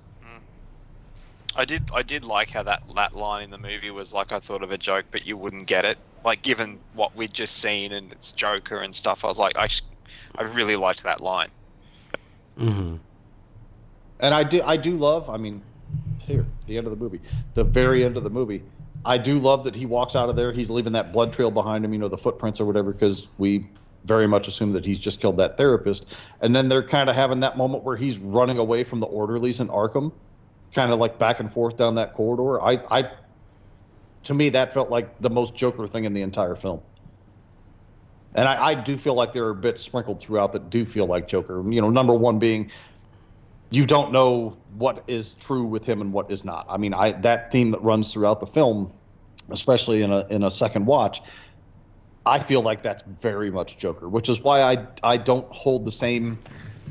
There wasn't enough Joker to justify calling this a Joker movie that Andy is taking for his approach, because I feel like that's very much a Joker thing, and I think that is a theme that happens throughout this film, that he is seeing things differently, remembering things differently, telling things differently than they may have actually happened. I mean, that to me, that's no different than Heath Ledger telling 3 different origins to 3 different people about how he got those scars, Oh, it's that, but like turned up to 11. Because it's a whole movie about what could be real and what not, what's not, and it's not him physically telling 3 different stories. It's all happening. It all kind of hits you. Like, did you guys think that the relationship with Zazie Beetz was bullshit, or did that surprise you? It did not surprise me. Okay. I kind of saw it coming. I did not see it coming. So when she did the "What are you doing in here? Please leave," that was the moment where I was like, "Oh." Yeah, I'm the same as Jamie with that. Oh, the moment he walked into her apartment and started kissing her, I was like, "No, that doesn't feel right." I did think that was odd. I was just like, "Man, that's like." He's got some balls doing that, and she went for it. I'm like, this is a weird relationship. Yeah, but then, I mean, and yeah, so then the following couple scenes, I kind of went, okay, well, maybe, But I did like the way they revealed it, with him sitting in the apartment and her going, "Do you live down the hall? Isn't your name Arthur?" I liked the reveal, but it didn't completely take me by surprise, because the whole thing up until then I was just kind of like, this is weird. This doesn't feel legit to me. Because it even seemed like his stand-up, when he went and did the open mic, it was like he perceived one reaction from the audience, and then we kind of saw when Murray shows it on the show, it wasn't necessarily the way he saw it. I thought De Niro was really good in this. Oh no, he absolutely was. There's no doubt about that. I think he was great. It's so funny because this has got nothing to do with the movie, but just like whenever anyone mentions Todd Phillips, to me, all I can think of with Todd Phillips is the guy at the start of Old School that like rocks up and goes, "I'm here for the gangbang." Like that is all I can think of when anyone says Todd Phillips. Well, there you go. I think of the Hangover movie, which I hated, and I didn't even watch the sequels because I hated the first one so bad. Yeah, I only watched the first one. It did nothing for me. Frankly, this movie, my biggest concern was him, and I think he did an outstanding job with this film.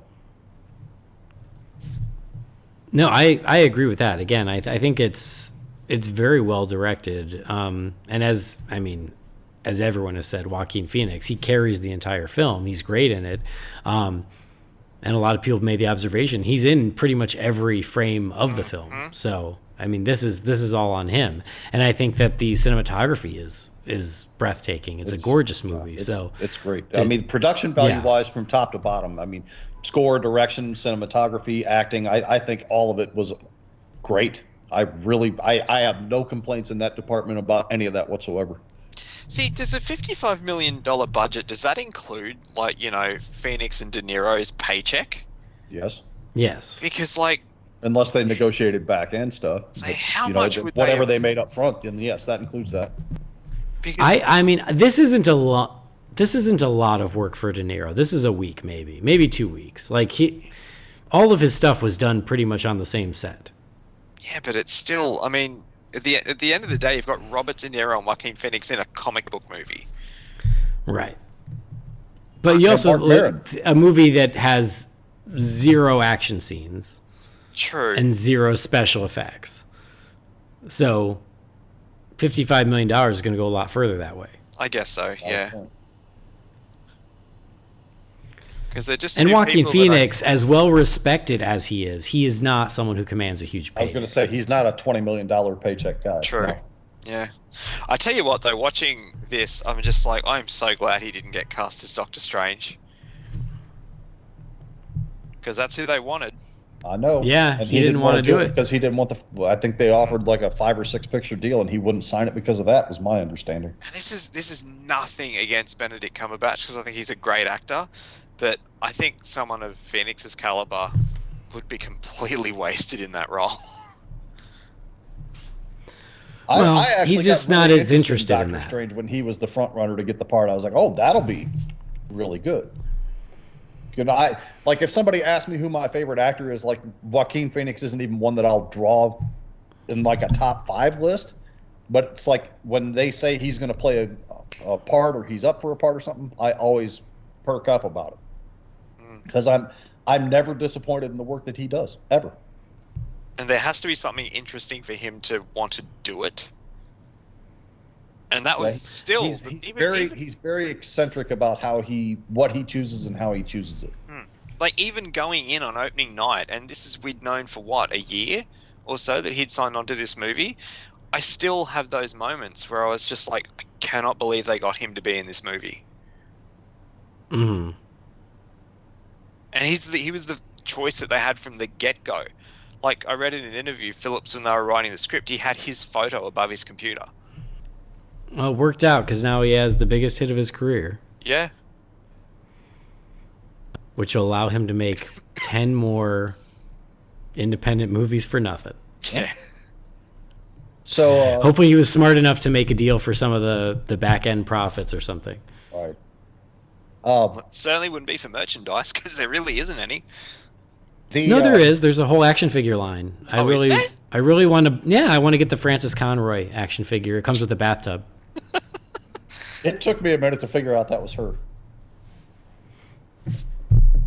I don't know why. I just didn't recognize her because she wasn't wearing some outrageous wig from American Horror Story or something, I guess. But she's a really good actress. I like her. She was also in Halle Berry's Catwoman. Fun fact. Never saw it. Oh. So she only appears in DC villain movies. Nice. Moment of possibly inappropriate, but I couldn't help myself laughter, is after he kills the two guys come to his apartment and he kills the one, and I mean, I was literally mumbling under my breath because you weren't sure of the fate of the little guy, and I can't remember his name, and I'm sorry, but I mean, I'm mumbling under my breath, not him, and he goes over to Arthur tells him, go ahead and leave, and he can't reach the chain lock. I was laughing uncontrollably and uncomfortably at that, and I felt bad that I was laughing at it, but I'm not sure if I was supposed to be or not. But you were. That was intentional. That was intentional. As soon as I saw Arthur close that chain, I went, oh, and there's a little person who can't reach it. I see where this is going. That was your vision for that stuff's better than mine because I didn't see it coming. That was the biggest laugh that I had in my theater. But in saying that too, it was a very awkward laugh because you just witnessed the brutal killing of the other guy. But yeah, it was there was laughter, but it was the blackest of humor. Yes. Yeah, it wasn't people like outright pissing themselves laughing. But like for me, I could probably count on one hand the amount of times I laughed to a degree. Like when the gun went off in the room unexpectedly, when the gun fell out of his pants doing the performance in the hospital, that made me chuckle. Oh, that didn't make me laugh. That made me like clench. When the gun fell out of his pocket, oh my god! I was like, oh dear god. And then the part with the two guys in the apartment, that made me chuckle. The part where he was dancing and talking to himself about what a good dancer he was, I laughed at that. I'm not sure I was supposed to, but I did. So the coworker of his who gives him the gun, who then he ends up killing, that all seemed really odd to me. Because it seemed like this guy was trying to help him. No, that guy threw him under the bus, though. Yeah, he did. Because he told him that, like, he gave him the gun, and Arthur was supposed to pay him back for it, and he said something to the boss about, I don't remember specifically what he said now, but he basically was like, nope, I didn't. That was his thing. I didn't have anything to do with it. I mean, he threw Arthur under the bus with that. He completely. And that's why Arthur was not okay with him. Okay, because I was a little confused by that, because I was like, wait, that dude was the one who was looking out for him. Why does Arthur hate him now? But I must have missed the part when he denied having anything to do with the gun on more than one occasion, I think. I think he actually told the boss Arthur was trying to sell him the gun. Yes, from memory. I'm pretty sure he did. I'm almost sure that's what he said. Okay. Yeah, he was an asshole. Definitely the most brutal killing, in my opinion. Yeah, that's the one piece of violence that's pretty brutal. And the gunshots, I mean, they're effective, but they're not like anything. Well, that's the thing. Okay, let's get into that. The part where he's on the talk show and you can just feel that building moment, like what's coming. I think most of us knew going into the movie that this moment was going to happen in some fashion or another. We maybe weren't sure how, but I mean, it's just building and building and building, and him and Murray are having this verbal back and forth, and he eventually just pulls that gun out and shoots De Niro right in the head, and De Niro just kind of like flops back in the chair. I've seen countless headshots in movies. Very rarely do they have an effect on me. This one somehow was very effective, and I don't want to say I found it disturbing, but it still almost had like a shock value to it. And the opening night theater in Indiana that I saw, that was a moment in the theater. Like you just heard a couple of people go, oh. And then in Florida, that moment happened and the whole theater like exploded. Just a huge difference in the reactions there. I found that curious. And they were kind of throwing you the red herring too, that he was going to top himself on the show. like the punchline was going to be him killing himself. Yep. Well, I did feel like that was his initial plan. Yep. I feel like he changed his mind in the moment. But yes, they misled you. But I do think that you make a valid point, Jamie, in that there is something like they tried really hard to make that death, and even the one of the three guys in the subway, they tried to make it as realistic as possible. Yes. Which makes it less what's the right word? It's less showy, but therefore more effective because it just feels more real. That's exactly. There's a lot less fanfare, and so that it has more impact. With the subway killings, for me, it was the last guy, the one that he kind of chased down. I don't know how many people I've seen get shot in movies, in different degrees, PG-13, M's, R's, whatever. But there was just something about him shooting that guy that, God, it felt real. Like, compared to any other shooting I'd seen. And that one kind of stuck with me more than the Murray one. I don't know what it was. It was just, it was it's just far more it's him disturbing. shooting a guy, and I've seen that a billion times, but far out, that was just creepy. That's the second movie I've watched this year where a simple single shot to the head almost made me feel. Actually, the first one I saw almost made me feel sick, like ill to my stomach, and I don't have any explanation why, and I won't even say what movie it is, but there's sometimes when the presentation elevates what you're actually watching, and this, De Niro's death in this film, I think was certainly one of those moments. Just the way it was done, the way it was presented, the moment, the mood that you're in that moment, just I think it works perfectly because it's unsettling. And again, it's not even something I wasn't figuring was going to happen in some fashion or another. It could have been a single shot to the head. It could have been him killing everybody in the room like a Dark Knight Returns scenario. It could have been him putting him in a chair and torturing him for a day before he finally slit his throat or something. I don't know. The one thing I knew going into this movie for sure is I was 99% sure De Niro was not going to survive till the end. And even though I knew that, somehow this moment was still a for lack of a better word to use for it, it was a shocking moment for me. Did either of those kills too, again, forgive me because it's been 9 days and I've only seen it once, did either of those, they had no score, did they? I don't think I feel so. like the De Niro one just had that slow build of a score. Possibly, I could be wrong on that. That maybe I don't think that final subway one did, and I think that added to it as well. It just, it was chilling. Yeah, no, I would agree with that. Like when it's portrayed so realistically, it's far more chilling and far more scary than what you see in 1,000 action movies. Like this is a little off topic, but did you ever see the movie Milk with Sean Penn? No. It's an amazing movie, but at the end, Milk dies. Sorry, spoilers, know your history. Yeah. But Milk gets shot at the end, and when they show it, it's done like super realistically, and it disturbed me more than the 1,000 horror movies I've ever watched in my life, Yeah, I saw John Wick 3. How many freaking people, 36 people probably get shot in the head in that movie? And that's a conservative number? And I laughed at all that. But these other two I'm talking about, they ain't funny. No. Yeah, well, and so you want that, so you get that moment in the subway when he kills the three guys, and you're right, like the fact that like when he goes after the third one and kills him on the stairs, it's just like, oh man. Well, and then the he first goes two almost feel like a self-defense moment, whereas in that case, he was just hunting that bastard down. Yeah, and you see the turn. He puts more in him, like, for fun. And that's... So... He then goes into the bathroom and like has that moment, right? Yep. Kind of that transformative moment, which is an amazing scene, an amazing performance and everything. And I think that's when I wanted the movie to turn. And I feel like the movie took one step forward there and then 2 steps back. And then it took another hour to get back to that. And I think that was part of maybe the issues. I'm like, oh, okay, now is when he starts to become the Joker. And it's like, no, not really.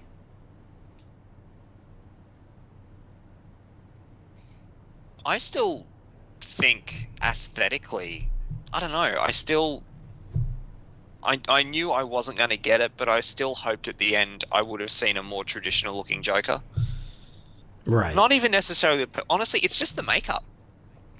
Where it's that full clown makeup, just give him the white face, green hair, and red smile. I don't need the blue eyes and the red nose and all that sort of stuff. Well, I mean, they did Yeah. everything else their own way with this film, so I really don't have any problem with them taking a different approach with how he looked. I did have a moment too towards the end, well, actually when it cuts to him with the psychologist, psychiatrist, whatever, in Arkham, I'm assuming it was, where it's just him, his face, and him talking, whatever he was doing. And I did wonder if they were going to pan out, if it would be like they wouldn't even need to name her, but just like a young blonde doctor. Yeah, this. I mean, as I subtle would as have been there were surprised if a they'd few gone fan that far, service moments yeah. in there, subtle ones. I think that might have been just half a step too far. I just had that split second while I was watching, like, oh, are they going to go there? Like he's talking to a doctor. He's in Arkham.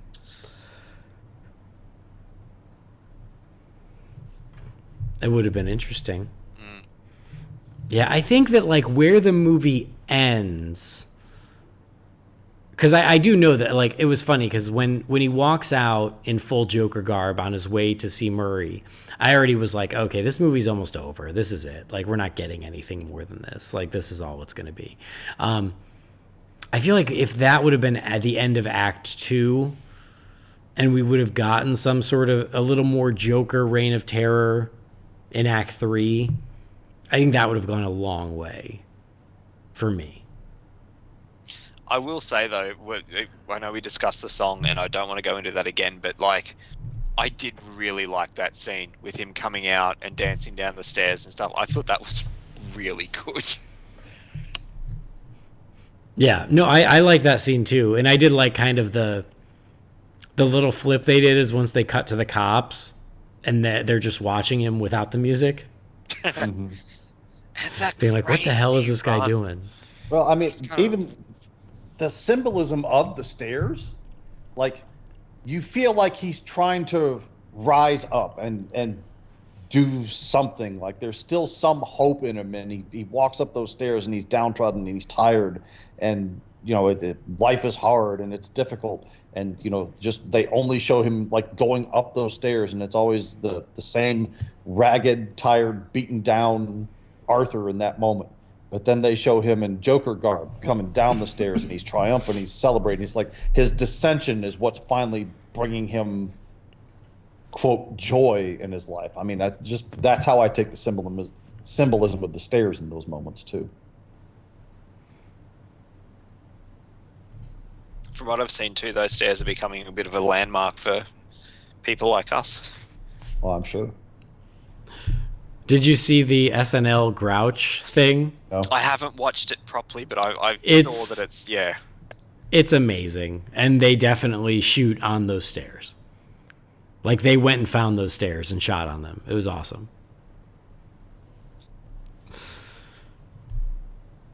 I love David Harbour, but anyway. You should watch it. It's hysterical. Yeah, they nailed it. I honestly, I only saw it when we started, before we hit record, but when we started chatting, I saw it on Twitter because I hadn't really been on Twitter all day, and I will watch it when we're finished. Yeah. So I mean, the movie almost does feel somewhat connected to The Dark Knight Rises, because there is definitely this strong thread of the haves and the have-nots, the ones we throw away, and how that can come back to bite us, you know? And I think that that's, for me, some of the most interesting elements of the movie is that we may not make our own monsters, but they're out there. And if we ignore them and we throw them away, we shouldn't be shocked when they come back to bite us. Yeah.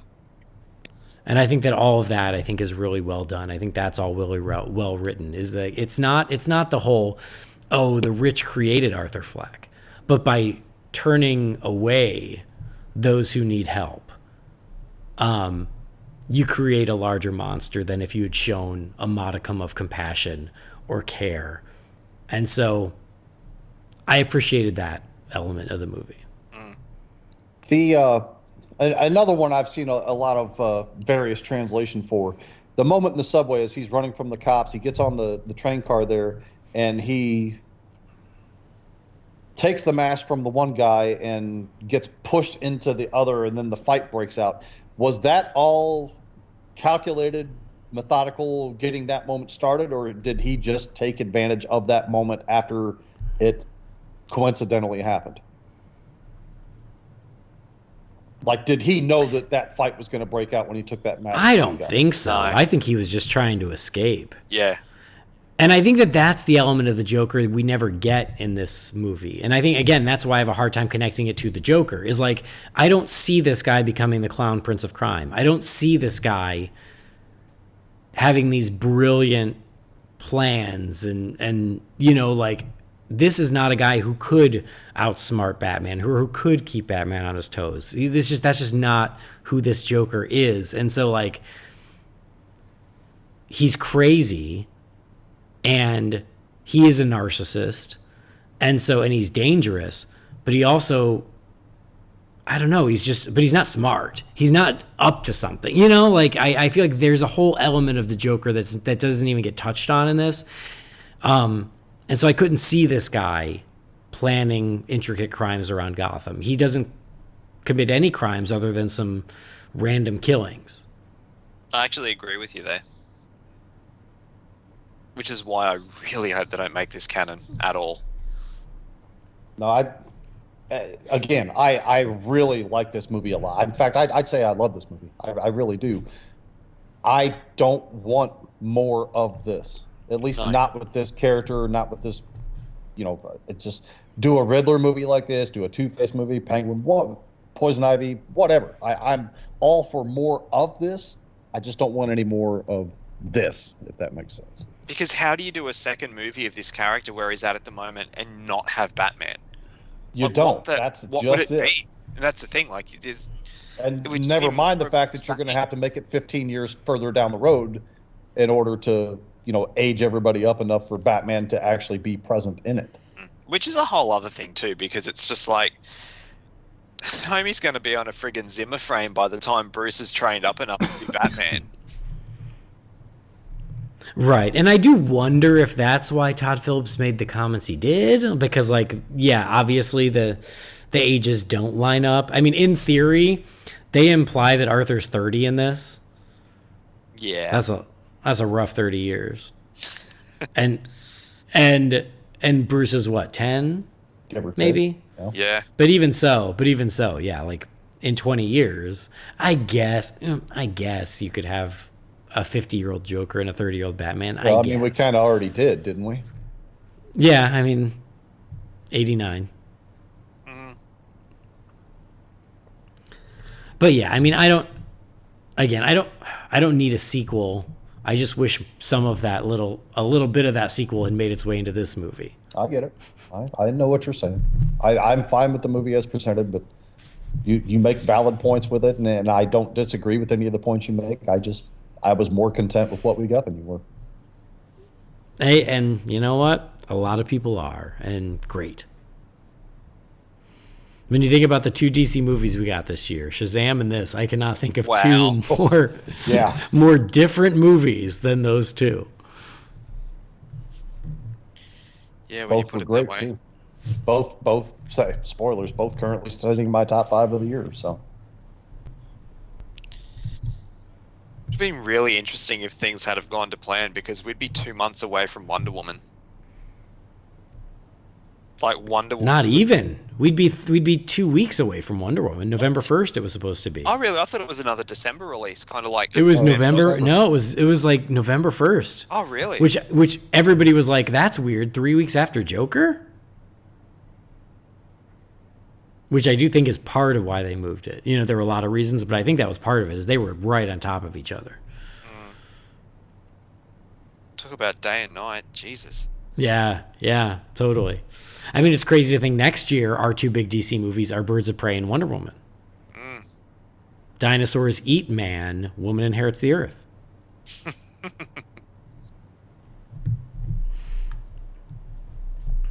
So, I mean, again, to the credit is we're getting a lot of variety in these DC films. So if one thing is not your favorite flavor, there's something coming out that's going to be completely different that maybe is more to your liking. Yep. You know, look, love or hate the DC movies, you can't accuse them for not trying different things. Right. And I mean, and if you think about Wonder Woman, Aquaman, Shazam, and now this, they're on a heck of a streak of these solo movies, and those 4 movies all feel drastically different. Mm-hmm. You know? So I think that only emboldens them to do more of that. 3 of them are in the same universe. Right. And I do think that, you know, as we discussed earlier, Birds of Prey is going to feel very much like its own thing, which you may or may not like, but it feels unique unto itself, and I think that's cool. I don't. So, I mean, it's hard to say now because we're talking about a first trailer for a movie that's still 3-4 months away, whatever it is. I can see this conversation coming up again with the Birds of Prey movie. Exactly the opposite. Me being the outlier of going, glad it got made, quality film, all this other stuff, but I just didn't like it, and you know, other people loving it. So, because right now that's where I'm kind of sitting with it. We shall see. One last thing I want to say before we start wrapping things up is that, like, I was super psyched that Mark Maron was in this movie. I love Mark Maron. I think he's hysterical. I'm a huge fan of Glow. He's amazing on Glow. But man, did he get chopped on the cutting room floor? Because he gets like 2 lines of dialogue. Yeah, he was hardly in it. Oh my God, I know. It was like the big thing is like, oh, he got cast in this movie. And I'm like, oh, great, I love Mark Maron. And then he said something about like not really liking comic book movies and everybody wanted to burn him at the stake. And so I was like, yeah, whatever, you know. And then he's barely in the movie, which is kind of disappointing because I think he's great. I do find it, and I don't want to open this can of worms, but I do find it funny that everyone up in arms about Scorsese's comments this week, and the movie that's playing at the moment that everyone's going to see, like the comic book movie that's out at the moment, is probably the most Scorsese-esque comic book movie we've ever had or probably ever will get. Oh, it's yeah. unquestionable. Yeah. Absolutely. His influence over this film is... I mean, there's more Scorsese influence in this film than there is DC Comics influence in this film. Oh, yeah. I can totally agree with that. Yeah, definitely. But, I mean, he was involved in some respect. Like, at least in its inception, you know? So, but he didn't say comic book movies. Nope, he did not. He said he was at superhero movies. Nope. He said Marvel movies. Oh, did he? Yep. Yeah, he did. Okay. Which is why the world got set on fire about it. Okay, because I'd only sort of read the headlines.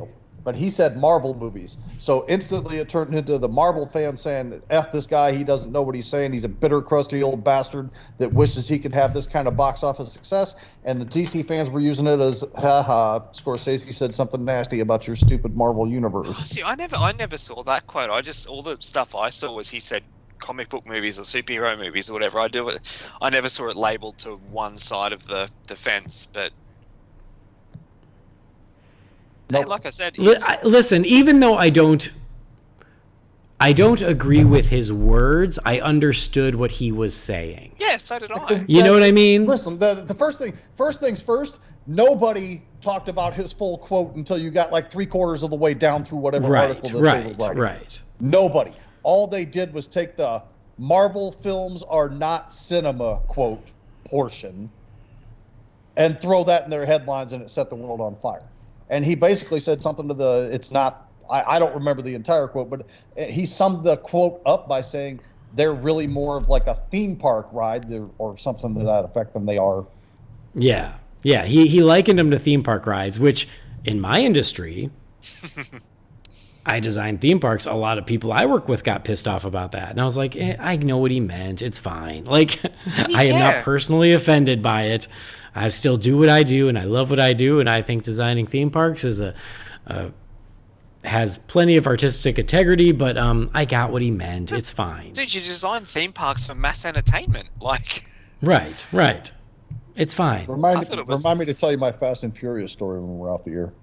I thought it was an apt analogy, to be honest, and that was before I realized it was directed just at Marvel. I thought it was at comic book movies in general. And I still agreed with him, and I'm a comic book movie guy. Christ, I'm on this podcast how often? As often as you can push Jamie out. Yeah. Anyway, why don't we give some closing thoughts and some letter grades for Joker? Jamie, kick us off. Excellent film, superb production value. I've said it time and again. The direction, the cast, the everything about it, just the whole feel of the movie, I think just works. I think it's firing on all cylinders, and I think it's firing on all cylinders effectively.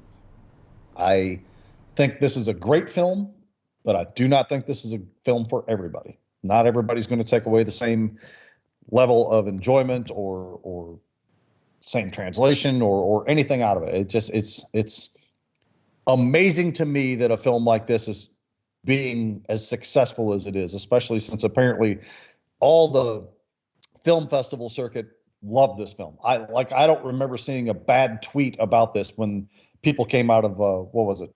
It wasn't Toronto. It was Venice, I think, was the film festival it debuted at. I think so, yeah. And the buzz that came out of that was overwhelmingly positive. As in, literally, I saw nothing negative said about the film, and then all of a sudden, the other people that work for certain fruity organizations or have their stuff posted on fruity organization sites, or like it became the cool thing to start bashing it a little bit. So obviously, its freshness rating or whatever BS it's called went down. So another reason I just can't pay attention to that place. It drives me crazy. But anyway, beside the point. Excellent film. Phoenix's performance alone is worth the price of admission. I mean, he's the standout of the film without question. Certainly the star. Certainly, I would dare say the best thing about the film is his performance. I think that even probably went without saying. Letter grade. I can't find a justifiable reason not to give it this letter grade. It's an A+. I have no problems with really anything in the film as presented. All right. Brendan. I think I'm smack bang in between both you guys. I can't say I loved it the way that Jamie did, but I don't want to say negative because you're not being negative, but you know what I mean. Like, I'm not sort of right in the ballpark where you are with it either, Andy. I get totally both arguments, and I'm sort of somewhere in between there. But pick a side. But I will say, cut it out, Switzerland. Pick a side. And I just want to remind you who runs this show, who decides when you're on. It's me. Well, I mean, the way Jamie is with football season and stuff, it'll just be you and yourself.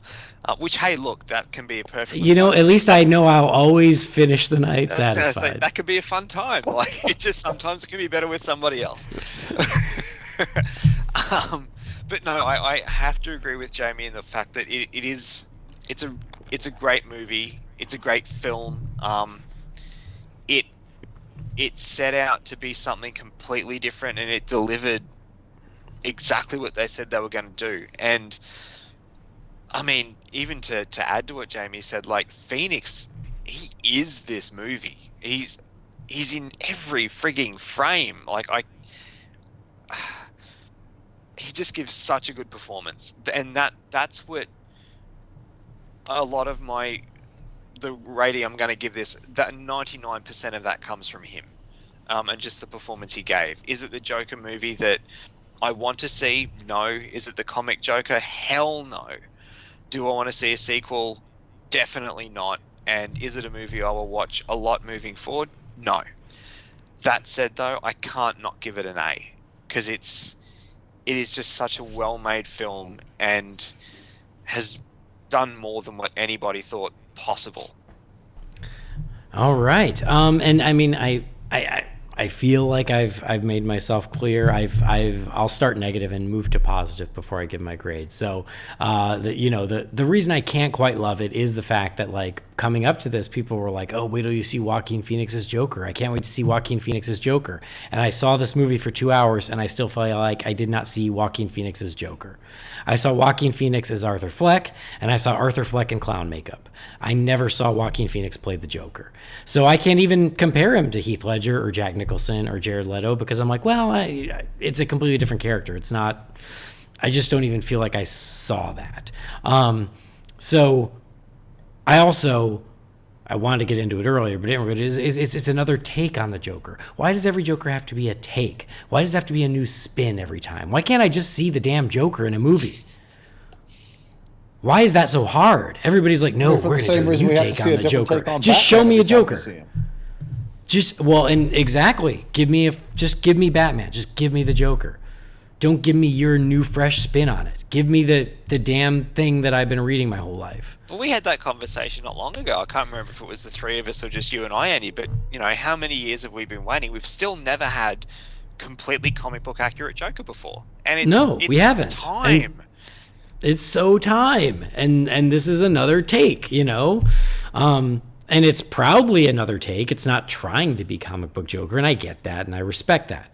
And all that said, though, so what we've got here is a very good film, a film I enjoyed, a film that I love that they made, and a film that I love is connecting with people, and a film that I love is being as successful as it is, but it's a movie that I don't quite love myself. But I respect it, I appreciate it, it's well made. Joaquin Phoenix does give an amazing performance. He's certainly committed to it. And so I think it's a good movie. Not one of my favorites, but I appreciate it. I'm glad it got made. I'm glad you guys are loving it. And more power to you. So for me, it's like a B. I respect it for what it is. It's good for what it is. I just think there's a better Joker movie out there someday.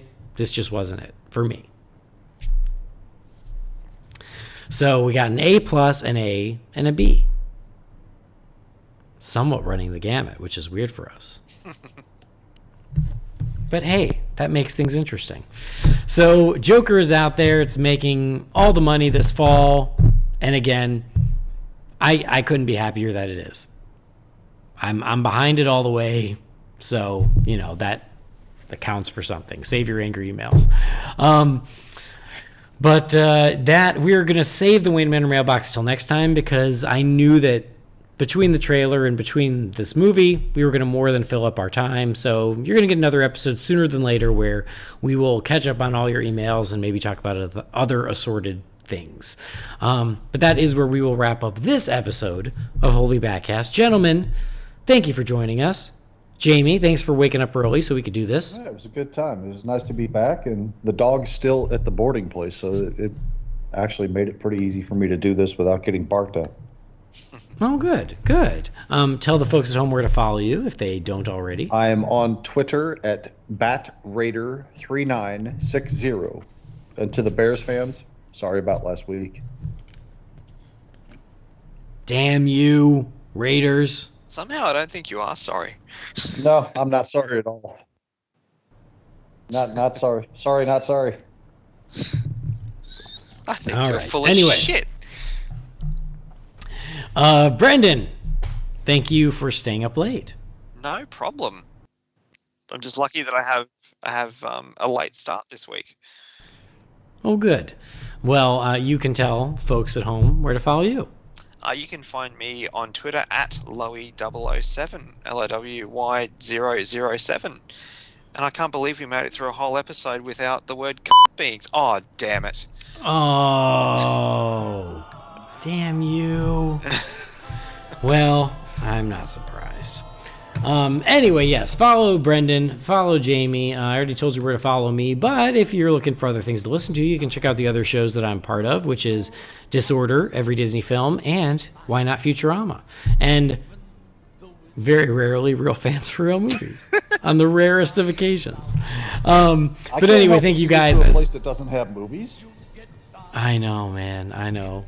It was funny. We were sitting there getting ready to watch Joker, and they showed the trailer to Terminator Dark Fate, which I have no strong feelings on one way or the other.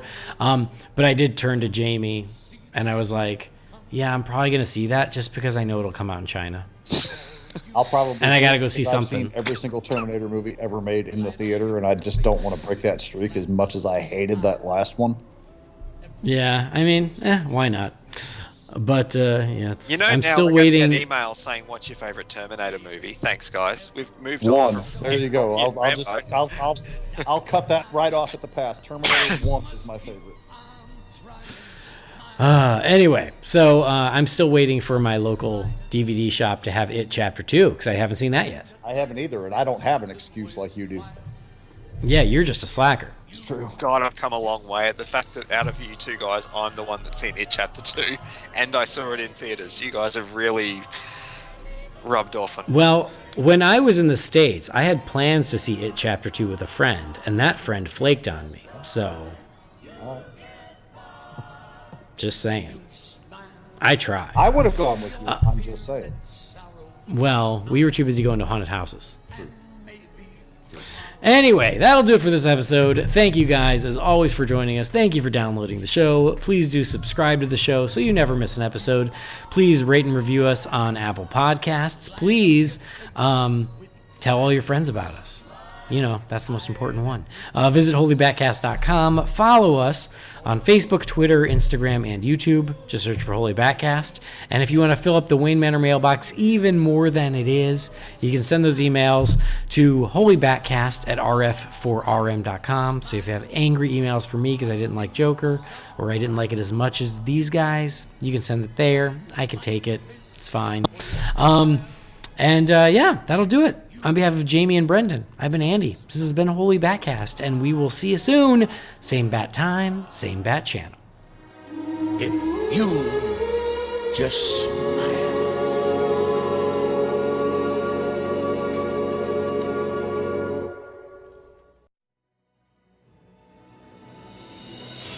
Holy BatCast is brought to you by real fans for real movies. Remember, the thoughts and opinions shared by the participants are theirs and theirs alone, and do not represent the companies or organizations they happen to work for.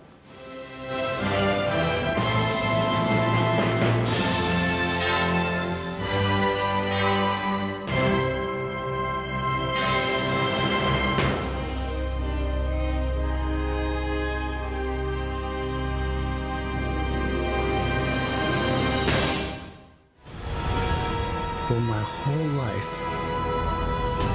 I didn't know if I even really existed. But I do. And people are starting to notice. You think this is funny? Is this a joke to you?